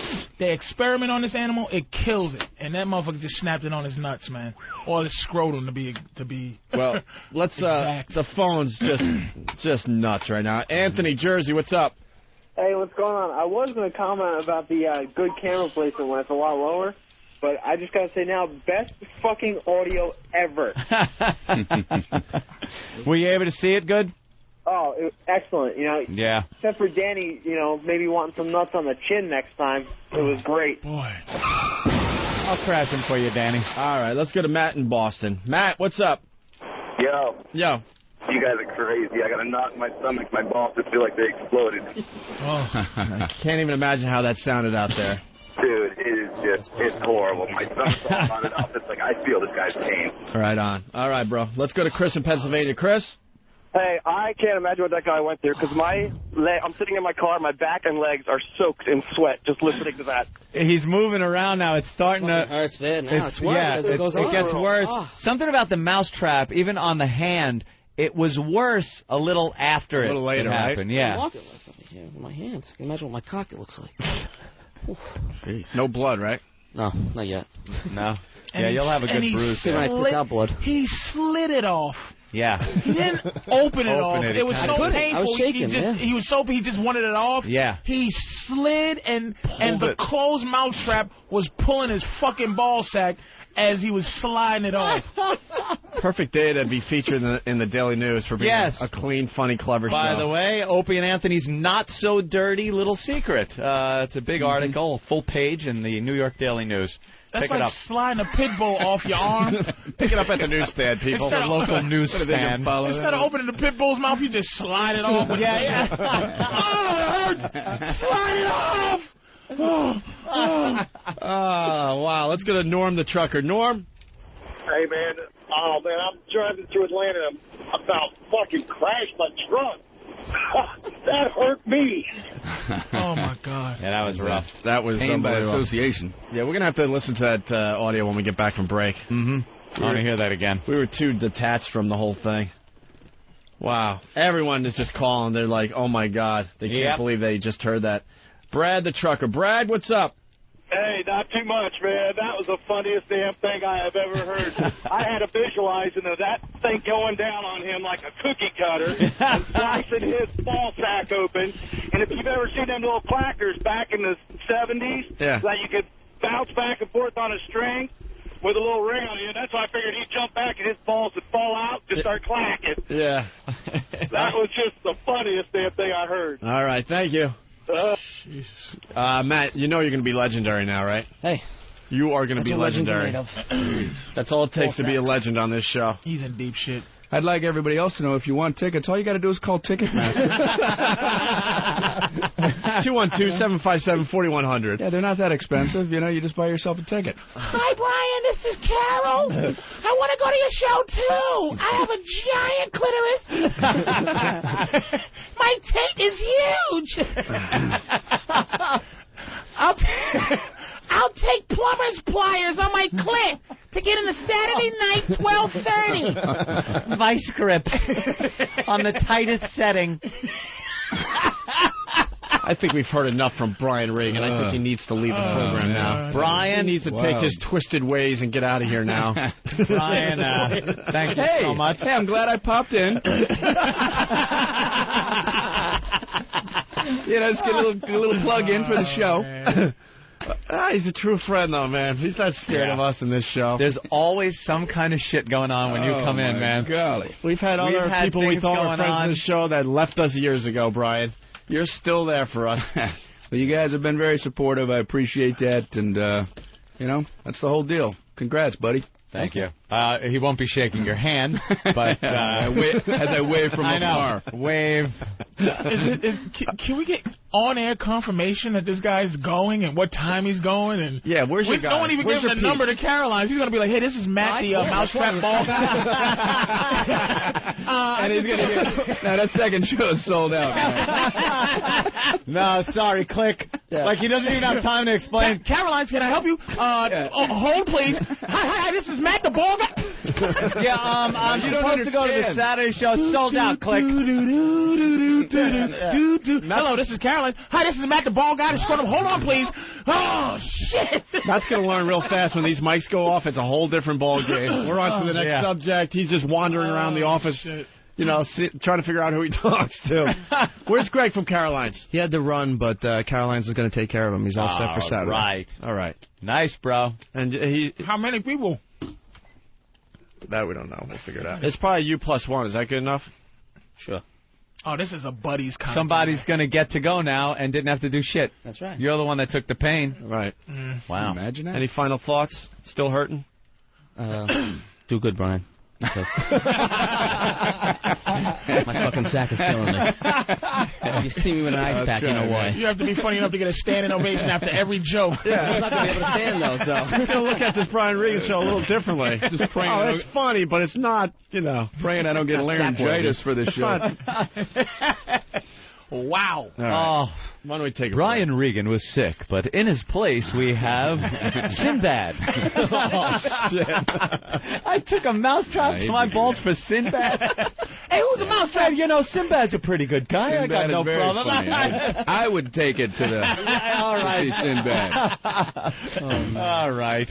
Sinbad, who's the idiot took the mousetrap to the balls? Brian ain't here. He wanted me to say, what's up? All right. All right, Matt, thank you. Wet naps. We'll talk to you after the break. We got to say goodbye to Brian Regan, our friend. All right, guys. We'll see you at one of the shows. We'll all be down there, of course. It's Caroline's all weekend long. Tickets still available for Sunday's show, 212-757-4100. All right, see you guys. Thanks. There he is, Brian Regan, everybody. Man.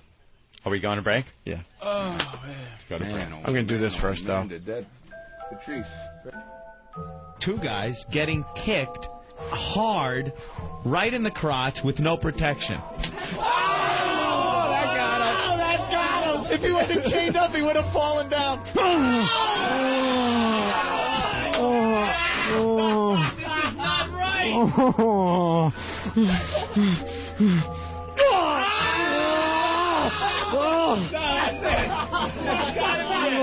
That's gotta be it. That's gotta be it. God. All right, let's see if we can't get a good kick in from Grandma. Grandma is lining up.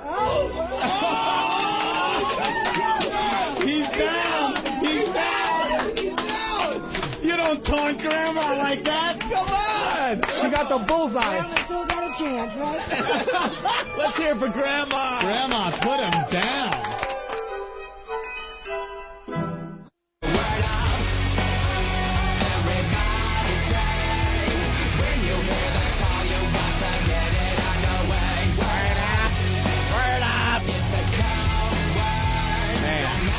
Let's go right to the phones and say hi to Dave in California. Dave, what's up? Hey, what's up, guys? What's up, Dave? I got you to say it's pretty much game over. There's absolutely nothing that the love goose can do to beat that. Oh, you're basically saying top that, Bubba. Oh, that's he not can't top that. Other than killing the sperm receptacle he sits next to live on the air, there's nothing he can do to top that. It's not even an issue. Top that, Howard. Top that, Bubba. Stop bitching about how you can't do a stupid show and how the government is going to censor you now on satellite and actually start doing fucking radio. Exactly, David. I'm with you today. I need to say thanks to Anthony. He mentioned earlier on that about Brian being in a porno. That's all I could picture in my head now. Oh, I see where you're going with that. Thank you, all right, bro. Your phone stinks or we keep you on there. But, yeah, that's what it comes down to. Top that. Start doing radio and stop bitching. Robert, Dallas, what's up? How can Brian Regan possibly perform on Saturday having to look at that guy in the front row? Just knowing what he did to get tickets, yeah. That's going to be the hottest show to go to, the late night show Saturday. I love the fact... the most nerve-wracking thing. I love the fact that Brian is one of the cleanest comics out there. And whenever he's in studio, we have some of the worst things going on in studio. Yeah. He's been here for some of the most perverted shit we've ever had in studio. Well, the best one was not even on our show. It was on Ron and Fez. Ron and Fez, yeah. But he was there, and, you know, it's just for some reason he's always around when stuff is going on like that. Yeah. All right, Robert. Thanks. I just decided what show I want to go to. Late night Saturday. Yep. That's the one. He's going to be a hero. That's the one to go to. He's going to be a celebrity. Hey, Steve has just walked into the studio. The video of Matt taking the mousetrap to the ball sack will be up on opieandanthony.com later tonight. That thing is going to be downloaded all over the world. That one is going to take off. We'll farm it out to as many people as we can, too. All right. And you got a banner, I see. Yeah, this got sent, but I got a heads up about this in the email last night, but someone sent in a banner for tomorrow's American Mess show. Ooh. Open call tomorrow. American Mess starts tomorrow. It says, American Mess, the banner I'm reading, always messing up family portraits. One of Norton's lines. So hopefully people will show up tomorrow. We have no idea. It's an open call. If they show, they show. If not, we're fucked because we're not planning anything tomorrow. Rob in Connecticut. Rob, what's up? Yo, what's up? Hey. Can you hear me? Yeah. Hey, right on. I actually just drove here from Connecticut. I'm in New York right now. Okay. I came in for maybe a pre-interview for the mess because I'm not necessarily like a retard, but I do have something for you guys. Now, do people understand what we're looking for tomorrow? It's not necessarily retarded. It's everything. Well, no, if you know the show, you understand what we're looking for. The next Stalker Patty, the next Pat from Menaki, the next Big A, Twitchell's, you know. It could be anything. It could be some crazy talent you have that no one else has. Well, no, I understand that completely. I just, my boss actually gave me the okay to come down today, and it's kind of short notice. I didn't even have the chance to plan or anything. I just had to kind of get in my car and go. All right, what do you got? Well, I just wanted to kind of maybe come and hang out and just bullshit with you guys. Maybe not even on the air, like after the air or whatever. Wait, you're not even going to be part of the American Mess? You just want to hang out? Oh, no, I'll totally be a part of that if that's what it takes. But I definitely want to, I wanted to meet you guys ahead of time. Like I said, it wasn't a planned thing. I just had to come down today. E-Rock, the video's already up somewhere? You just blow someone off. They recorded the Pal Talk feed and just sent it to us, so we're going to have it up on the website in a few minutes. All right, we're going to have this version of the mousetrap sack bit, and then later tonight, Steve has really good video that he'll replace it with, I guess. So we're going to link this immediately? Yeah. Oh, look at Danny just running away, cringing, laughing, doubled over. We should talk to Danny. He was at ground zero for that. What was going through your head, Danny? Dude, I couldn't look. Yeah, I wouldn't have looked. Not directly at it. I'm thinking in my head. All I'm thinking is, all right, imagine this is happening to you. Right. So I'm just, I'm starting to sweat because I could just feel it happening to my own bag, and I couldn't look at the guy. I just couldn't do it. Yeah, it's one of those things where you're really sympathetic to the pain so you can't really look at it. Mm-hmm. Don't look directly at it. Well, we'll link this video. It's grainy, and then Steve has the really good, crystal clear video that he'll add tonight to opieandanthony.com. Yeah. Let's go to Robert in Washington. Robert, what's up? Opie. Yeah. Man, I didn't know whether to fucking laugh my ass off or grab my balls and cry. Holy shit. Fuck, that was ridiculous. I never thought I'd ever see somebody do that. Oh, my God. I was mousetrap. I was doubled over laughing with both hands over my balls, fucking just laughing my ass off. It sucks? Bill Burr started this mousetrap bit yesterday. It's already over. Not hearing us take it to the hand is just cute. Oh, I know. It's stop it. And we're done with the mousetrap thing, I guess. We're going to have to move on to other stuff. The hand thing yesterday was awesome, but this is, holy shit, this is just out of control. It's great. That's why you got to keep listening to the show. We always try to top ourselves, and that's why we always get in trouble, by the way. We always get fired. Because we should stop there, but now we'll be like, no, let's get rat traps. Let's get electric traps. You know what? It's awesome, man. Awesome. The tip of the dick would be the worst ever. Right on the head. Right on the head of the dick would be the worst pain that a mousetrap can inflict on a human being. Upgrade to balls, Mr. Protect Yourself. I was protecting the man's testicles. He was protecting life and liberty in the pursuit of Anthony, and it's like, we got to move up. It's got to be balls and then maybe asshole. The tip of the dick is problems. Yeah, the tip of the dick is bad. That would hurt. Daniel. Hey. Hey, man. I just wanted to say how funny that was. That shit was so funny. I just got my wisdom teeth taken out. Yeah. Like 2 days ago, and now I'm spitting blood because I was laughing so hard. Hey, we love that. People spitting blood from our show. Right on. All right, Daniel. Yeah. Thank you. Let's go to John in Jersey. John, what's up? Yeah, guys. Hey. My brother's a Stern fan. He has Sirius. Yeah. He's on his way now back to Best Buy to take it back and get fucking XM because of Matt's balls getting crushed by the mousetrap. He just heard the bit.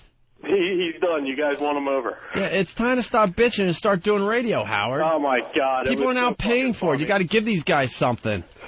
Thank you, John. Yep, thanks, guys. All right. Yeah, we should give him a MiFi or something. I think he deserves more. A little more than that. Yeah. Don, you might have to send up a MiFi for good old Matt. Hey, we have the audio. E-Rock, don't leave. I want to play the audio. E-Rock? Where were you going? Because we were too detached from this. Oh, you gave me the fuck you look. Why'd you give Anthony the fuck Fire you look? him. I didn't give him the fuck you look. I was doing something. I understand. What were you doing? Hey, Bill Burr Bit Wrecker. See, my whole thing I've done ever since I've sat in this seat about 14 months ago or so is to goof on things that I obviously know you're doing but make it seem like you're not doing anything. See, that's the bit. Do you get it? I get it. Look at it. He's all mad. You okay? Yeah, I'm ready. All right. Audio's ready to go. Wow. How do you deal with this shit, guys? We could always get you a job at a mix station. You want back on like a Z100? Or? Yeah, a lot less pressure if you work for a mix station. Or a station that's named after an animal. It's a lot of those fucking things. Here it is, once again, the audio of Matt taking a mousetrap to his ball sack. Let's listen to this. We are ready, okay?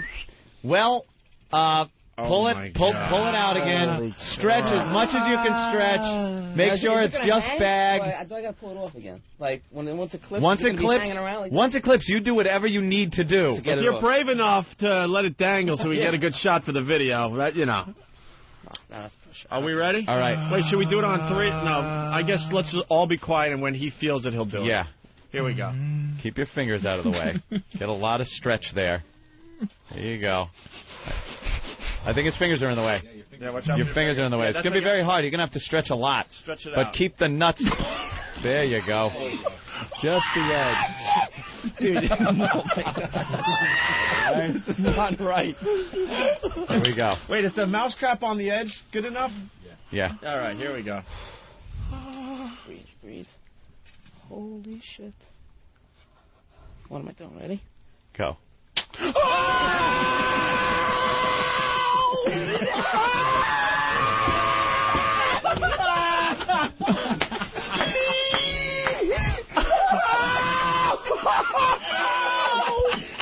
Oh, my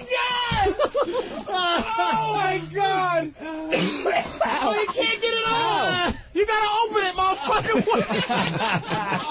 He's sliding it off!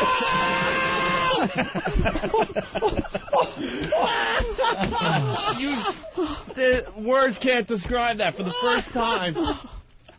For the first time in our careers, words cannot describe that. I can't. Oh, my God. Dude, that had to hurt. Yeah. Did I tell you the second show Saturday was canceled? Oh, my God. And there you have it. Video should be up on Opie and Anthony shortly. The grainy video that we got off the webcam. And then video from Pal Talk is up on FoundryMusic.com and OpieandAnthony.com. It's up and running right now. There you go. And see, then later now for tonight, the people that don't have Pal Talk, they can go to Foundry and see what they just saw. Yeah, and later tonight, Steve will have the crystal clear video that'll replace the... Well, he won't replace it, but it'll be another look. We're all about involving the listeners. See that? Now all of a sudden, bam. You're there. You go to a website, you see what just happened. Right. Or you could have seen it live on the Pal Talk. Or later on, you'll get the full digital video version of it up online. Wow. All right. How do we top that? See, that's when we get into trouble. Don't even think things like that. I mean, just for today. Yeah, I know. We still have show left. We do? Damn it.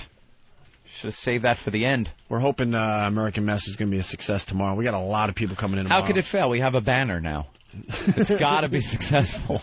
I saw Steve bring that in. I'm like, uh-oh, we have a banner. Did you see it? It looks like it's a blatant ripoff of the American Idol logo. Yeah. Look at the thing. American Mess, always messing up family portraits. Donated by A+ Graphics and Signs. That's good. Nice copyright infringement with the American Mess logo. That's all right. And hopefully we'll get some messes in here. Hopefully. Would that have qualified as a mess? Yeah. Because that's kind of a stunt, but it's something no one would do. But that's part of very out of the ordinary. But that's part of the thing we're doing. I think if he came in tomorrow and showed his swollen bag, that would be a mess. Yeah. What's your mess? My bag is the size of a watermelon. Oh, it is. We're looking for everything. Yeah. Crazy things that you do that you think are unusual that no one else does. Uh-huh. You know, the speech impediments, the missing body limb, parts. A shark bite. Shark bite would be nice. Something, yeah, half your sides missing. Something like that. Absolute. Mm-hmm. What? Oh, you said it.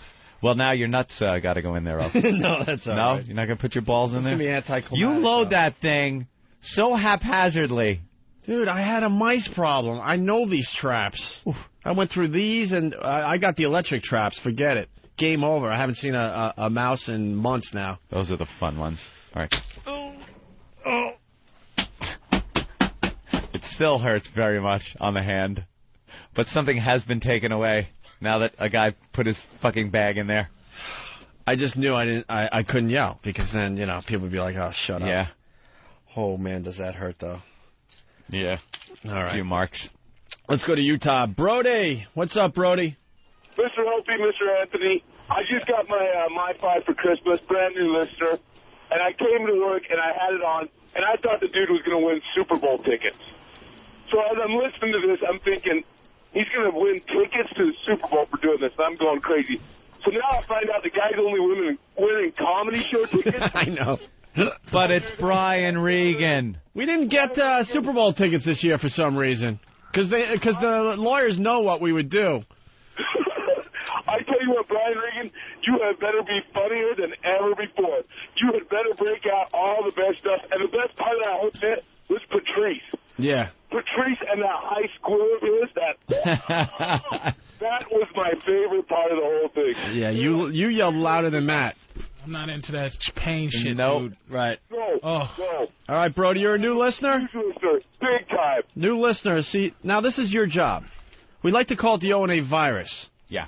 It's like a virus, and we like it to spread slowly but surely. So now if you enjoyed that, you tell a few friends, hey, this is what Opie and Anthony did today on XM Satellite Radio. Right. All right, you don't have the XM. Well, at least go to their website, opieandanthony.com, and see the video for yourself. And then that's the job of the listener. That's your part of the O&A virus. That's how the virus spreads. That's all you have to do. You hear something crazy on this show, tell a friend. Tell them where they can see the video. It reminds me of being back in college when I got that one virus. But that's a whole different story. But yes, I will spread the virus. All right, thank you, Brody.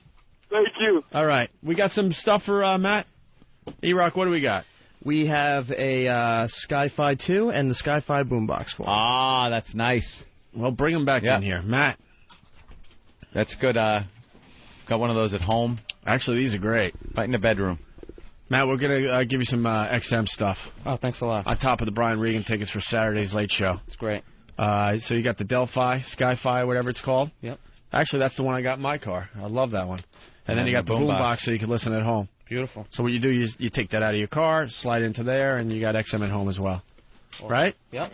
That's great. And we're going to hook it up to him? Yeah, Don's going to activate it. And Wow. they're going to activate it. So you don't even got to pay for it. You don't even have to pay for it. So now look you at what your nuts have done for you today. So let me tell you what you do. Now you cancel the other one that you're paying for. Now you get XM for free. Hey. Or you pass it on to a friend if you're really... Or you can flush it down the toilet, get serious, and go fuck your mother. Fuck Howard. Jimmy Norton so eloquently put it. I don't think anyone's ever going to top you on the radio without a major lawsuit. Let's just put it that way.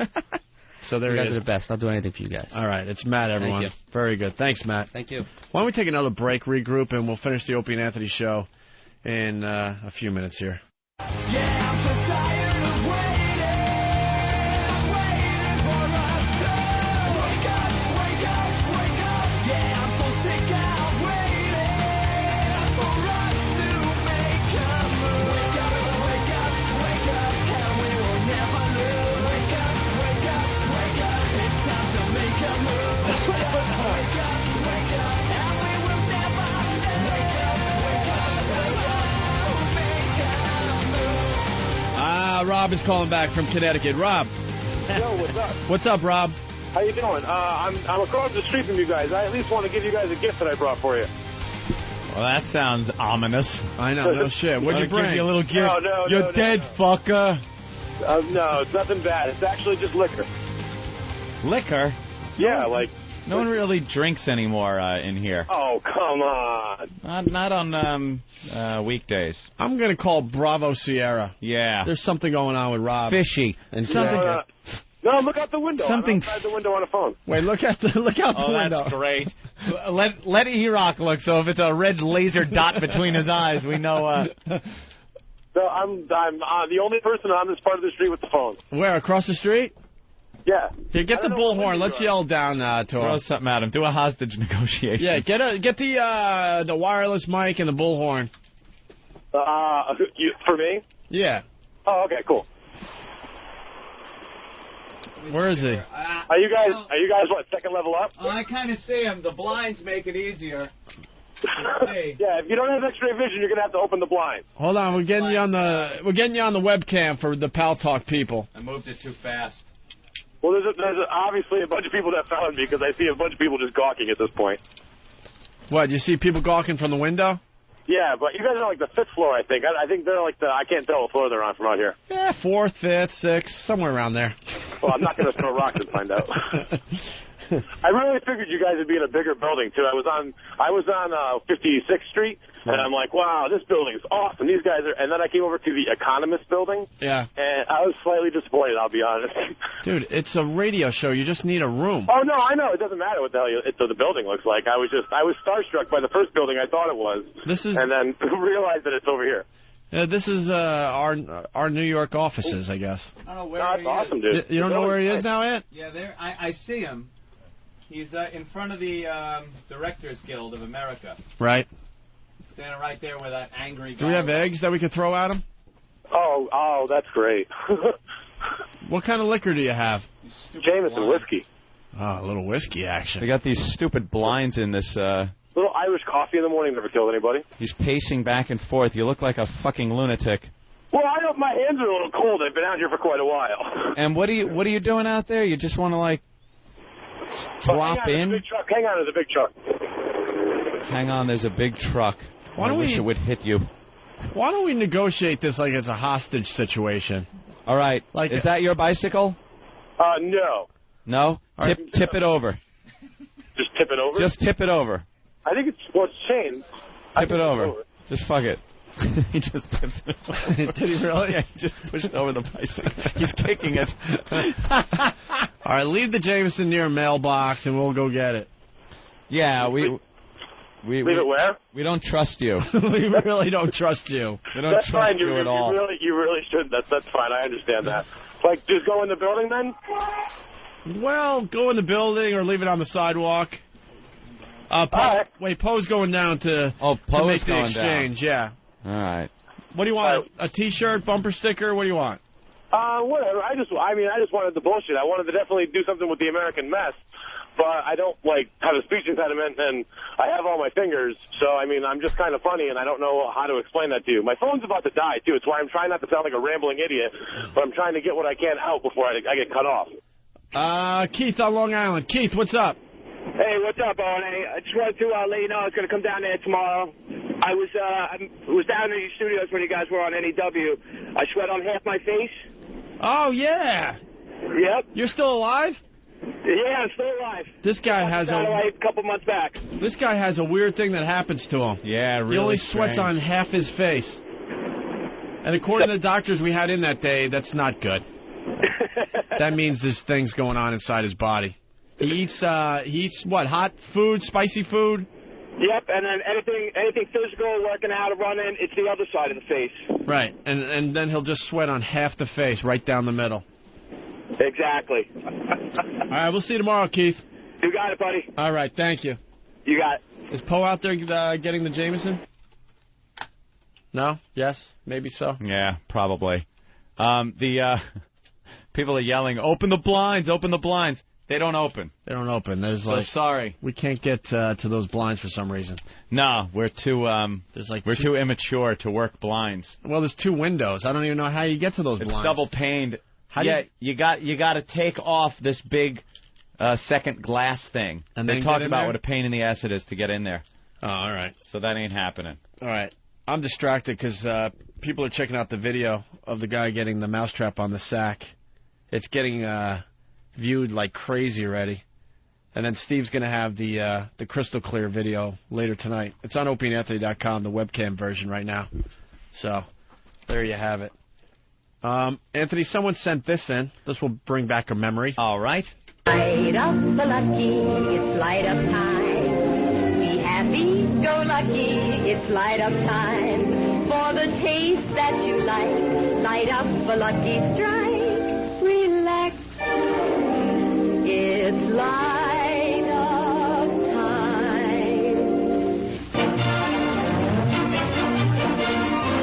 Good old days. MFT, Lucky Strike means fine tobacco. Light up a Lucky. Prove to yourself how much more real deep-down smoking enjoyment they give you. Remember, in all the world, there's no finer cigarette than Lucky Strike. Wow. Isn't that great? The good old days. Whether you're working on a tractor or welding the latest skyscraper or hosing down Negroes, it's Lucky Strike cigarettes.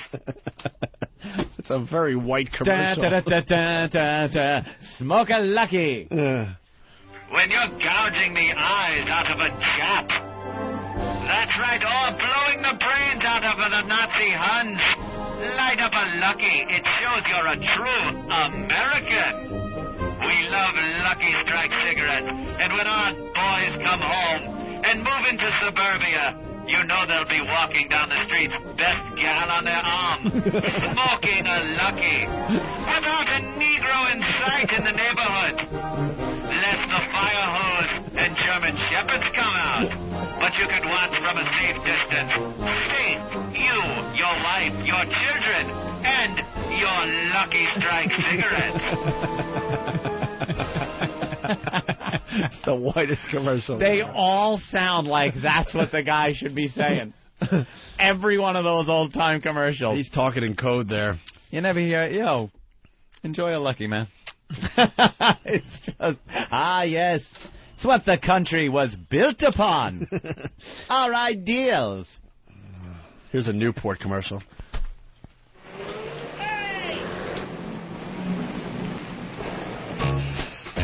It's a little jazzy. It is menthol.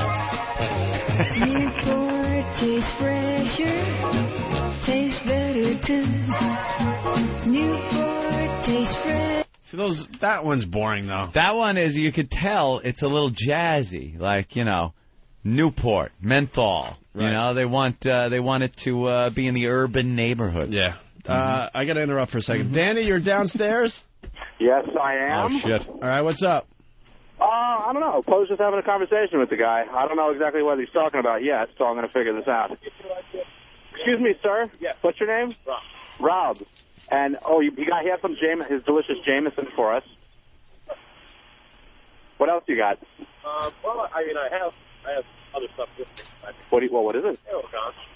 Oh, and he's got a little ganj as well. A little ganj. Well, Danny, you better confiscate that. You don't want any of the children finding that. So, all right, that's now been trashed. So, are we negotiating to see if he's coming up? No, he's not coming up. Oh, okay. Should I break it to him already then? Yeah, he's okay. We don't want. The guys don't want you to come upstairs. That's fine. I don't know. That's why at this point I think I called back to it. I didn't want to come down for nothing. I wanted to at least give you guys the bottle. If I can come back tomorrow for the American Mess thing, that's great. I'll do that. What? Can he come back? Can he come back tomorrow? Yeah, he can stand on the sidewalk tomorrow. All right, you can come back on the sidewalk tomorrow. Oh, thanks. That's great. I'll bring gloves this time, I guess, apparently. All right. He didn't say what was What does he have an affliction or something? No, he just wants to hang out. Just wants to hang out?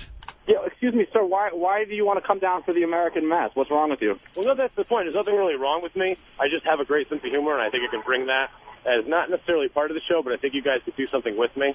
Oh, boy. Well, have him give us an example of his sense of humor. All right, we want an example of your sense of humor. And go. Well, it's a matter of, it's not necessarily like, here's a joke, like, thanks, by the way, here's the on-the-spot moment. I'm more of like a situational humor, like what's going on. I'm good at like commenting on it. I'm quick-witted with that. But it's not like, hey, two men walking down the street. I can't All right. think of a joke like that. What were we talking about today, then? All right.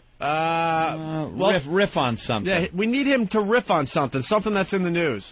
All right, riff on something in the news. If we think it's good, we'll let him up tomorrow. Well, the whole fact that, you know what, the 7 kids thing, I only heard a little bit about that this morning, and I heard it on Imus as I'm getting dressed, and I get into the car, and I wasn't sure if you guys were going to fuck with that yet or not, because I don't know if it's too soon or not, but like, even the minors thing in general, I think that the whole 12 minors thing, how like, people were able to die, and it's let out on the news that everybody's fine, everything's okay. I had to be the bearer of bad news to my coworker the next day. He's like, oh, you know, all the people from the mine, they're all alive, everything's great, and everything like that. I'm like, sorry, dude, but I don't mean to be the bearer of bad news, but they actually all died, except for one. And guys, I got to tell you, it's hilarious down here. Okay, terrific. Wow. Wasn't that great? That is pretty brilliant. That's all he has to say on the miners' disaster? That's it. It's that kind of stuff we'd get if he was sitting here and we were just talking about it, and he was riffing. To tell you the truth, when I took the phone back, I was kind of surprised you were still there. Oh, really? Yeah, I figured you guys had long Had hung up? No. Oh, yeah. Well, he didn't add anything with that. Well, he was going nowhere. All right. One more? Yeah, give us one more. All right. Hang on. All right, how about something else? Just got to...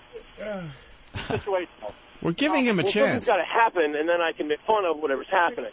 Well, I'm standing on the fucking street corner, freezing my balls off. Oh, that mousetrap thing. It's just, you know what? Actually, the fact that you guys have the greatest hold music of all time, because I was actually able to listen to the show while I was on hold. That was awesome. Although the unfortunate thing was that I never knew when someone was talking to me. Every 5 seconds, I got to say hello, like a walking. All right. Shit. Yeah, that was fucking... Wow. That was just... really bad, right? Wrenchingly. And it's not even bad, like, because he was bad. It was just the situation. And it's just this poor retard who just came to give you guys some fucking wine. He's trying. Whiskey, I think. And he's looking for a place to riff. It's like, you don't just go... Yeah. Riff and riff. Yeah, he should have just said, you don't just riff like on mic like that. The riff would have been, are you... What am I going to riff about? That's good. Let me talk about the gum on the sidewalk. What are you assholes up there, stupid? I can't riff on nothing. Yeah. But the miners, the miners. Oh, the mousetrap guy? And then the mousetrap. If I was up there, boy. Oof. As soon as you tell her, hey, riff. Fellas, come on. Yeah. I mean, we're all entertainers here. Yeah, don't you understand? Has anyone ever asked you just to start riffing, motherfucker? Out of nowhere? You know what? I'm insulted. Give me my fucking liquor back. Y'all would have been like, send this guy upstairs. Let's go to Gooch in Cleveland. Gooch, save the show, will you? What's up, fellas? Hey. That guy was awful. Yeah. Hey, I want to be an American Mess. Oh. Tomorrow? Yes.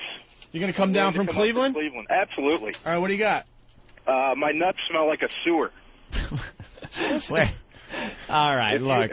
It's not a lifetime. They do. I'm not even kidding you. I'm not even kidding. You stand in a sewer, I put my balls on your nose, you can't tell the difference. Yeah, but a shower, will help that. Yeah. I know. I'm just trying to make a shower will just cure that. Wash. Guy's trying to make a joke. Just trying to make a little funny joke. I was riffing on my balls right there. There. All right, we got you now. That's funny. All right. Okay, bye-bye. Bye, Gooch. Well, tomorrow is going to be a great show, I think. I think we're going to get some people down here for American Mess. We'll get some people. It's the first open call. We're going to do it every Friday. Mm-hmm. Well, we'll see how it goes tomorrow. We do have 2 trips to the Lingerie Bowl to give away. To the 2 best ones, I guess, tomorrow. And where is that being held? L.A. L.A. Yeah. So you get a trip to L.A. You get to see the Lingerie Bowl. Hey, good question for Patrice O'Neill. Jim, Wisconsin, what's up? Yeah, I wanted to ask Patrice if what the possibility is if the mousetrap ball sack thing is going to make it on Web Junk 20. 0.000%. Imagine you describe it like you weren't there, like, there's this radio show. That'd be crazy to be there. These guys, I don't know, Oprah, whatever these hoes are, motherfuckers. I like to kick their ass for this. Just off camera, there you are. Pretending you see your elbow. LA trip is courtesy of Bowdog.net, by the way. Yes. Hey, you know, we're stumbling to the finish line today. Do you have the Bush sounding drunk? Speaking of Web Junk 20, you have it on disc. We blew our load too early, is what it was. Yeah, that should have been the grand finale. That should have been the grand finale. Yeah, but how would you know? How would you know? Wouldn't. It could have been a bust. That's all hindsight. Could have flopped. You know, you could have did it. All right. Oh, shit, here's the mousetrap on the nuts. Yeah. Then it would be like, all right. And you know, Brian would have been like, I got to go. Well, people will enjoy this. I'm supposed to leave. People will enjoy this. Patrice O'Neill in studio. He's starting a run at Helium Comedy Club in Philly starting tonight. And you're going to be back on the show tomorrow, which is crazy. Helping us out. Check him out on WebJunk20, VH1. This is my favorite clip so far, the Bush clip. Listen to this. It's quick. Did you hear these rumors that President Bush is drinking again? Have you heard this? I mean, it's frightening. I'm not sure it's true. It's probably not, but I'm telling you. Well, look, take a look at this. Take a look. I'd have stood up here a year ago in one of my many press conferences and told you that in the next year I make this prediction to you that over 10 million Iraqis, including many Sunnis, will vote for a permanent government. I think you probably will say, there he goes again. That is beyond funny. Who knew, man? You just slow it down a little bit, and he sounded completely drunk. Oh, that's the bottle of Jameson, eh? Yep. You want it? No. Trust it. Could be urine in there. No, it's sealed, isn't it? Doesn't matter. Could be very clever. You're paranoid. Could be clever. I watched Columbo. They inject it through the top or something. Yeah, that's what happened in that movie Leviathan. You ever see that movie? Yeah. They was drinking the vodka. That's right. All of a sudden they're fish monsters. Fuck that. And I always thought closed shit never impressed me. Like something being closed is because you think of paranoid shit to do. Like a fucking needle, man. A needle and nice injection in top of something. Through a cork. Through a cork. Or something. Yeah. Or anything. All right, let's play What Did We Learn on the Opie and Anthony Show. It's Eric in O-Town. Bring it on, brother. O-Town. Wow, tough guy. Eric, what's up? Guys, all the time. Today I learned that Bubba the Love Sponge had to suck Howard Stern's Tic Tac cock to work for the second place sorry company. Yeah, where's your pride, man? Where's your pride? Yeah, good job. All right, let's go to Ray in Virginia. Ray? Hey, I learned that a yam bag with a mousetrap equals Brian Regan ticket. Absolute. Hey. Absolute. And OJ. We got to do it again. Oh, see? You said that so recklessly. No, you're... Oh, my God. I can't watch you set this mousetrap. Ow!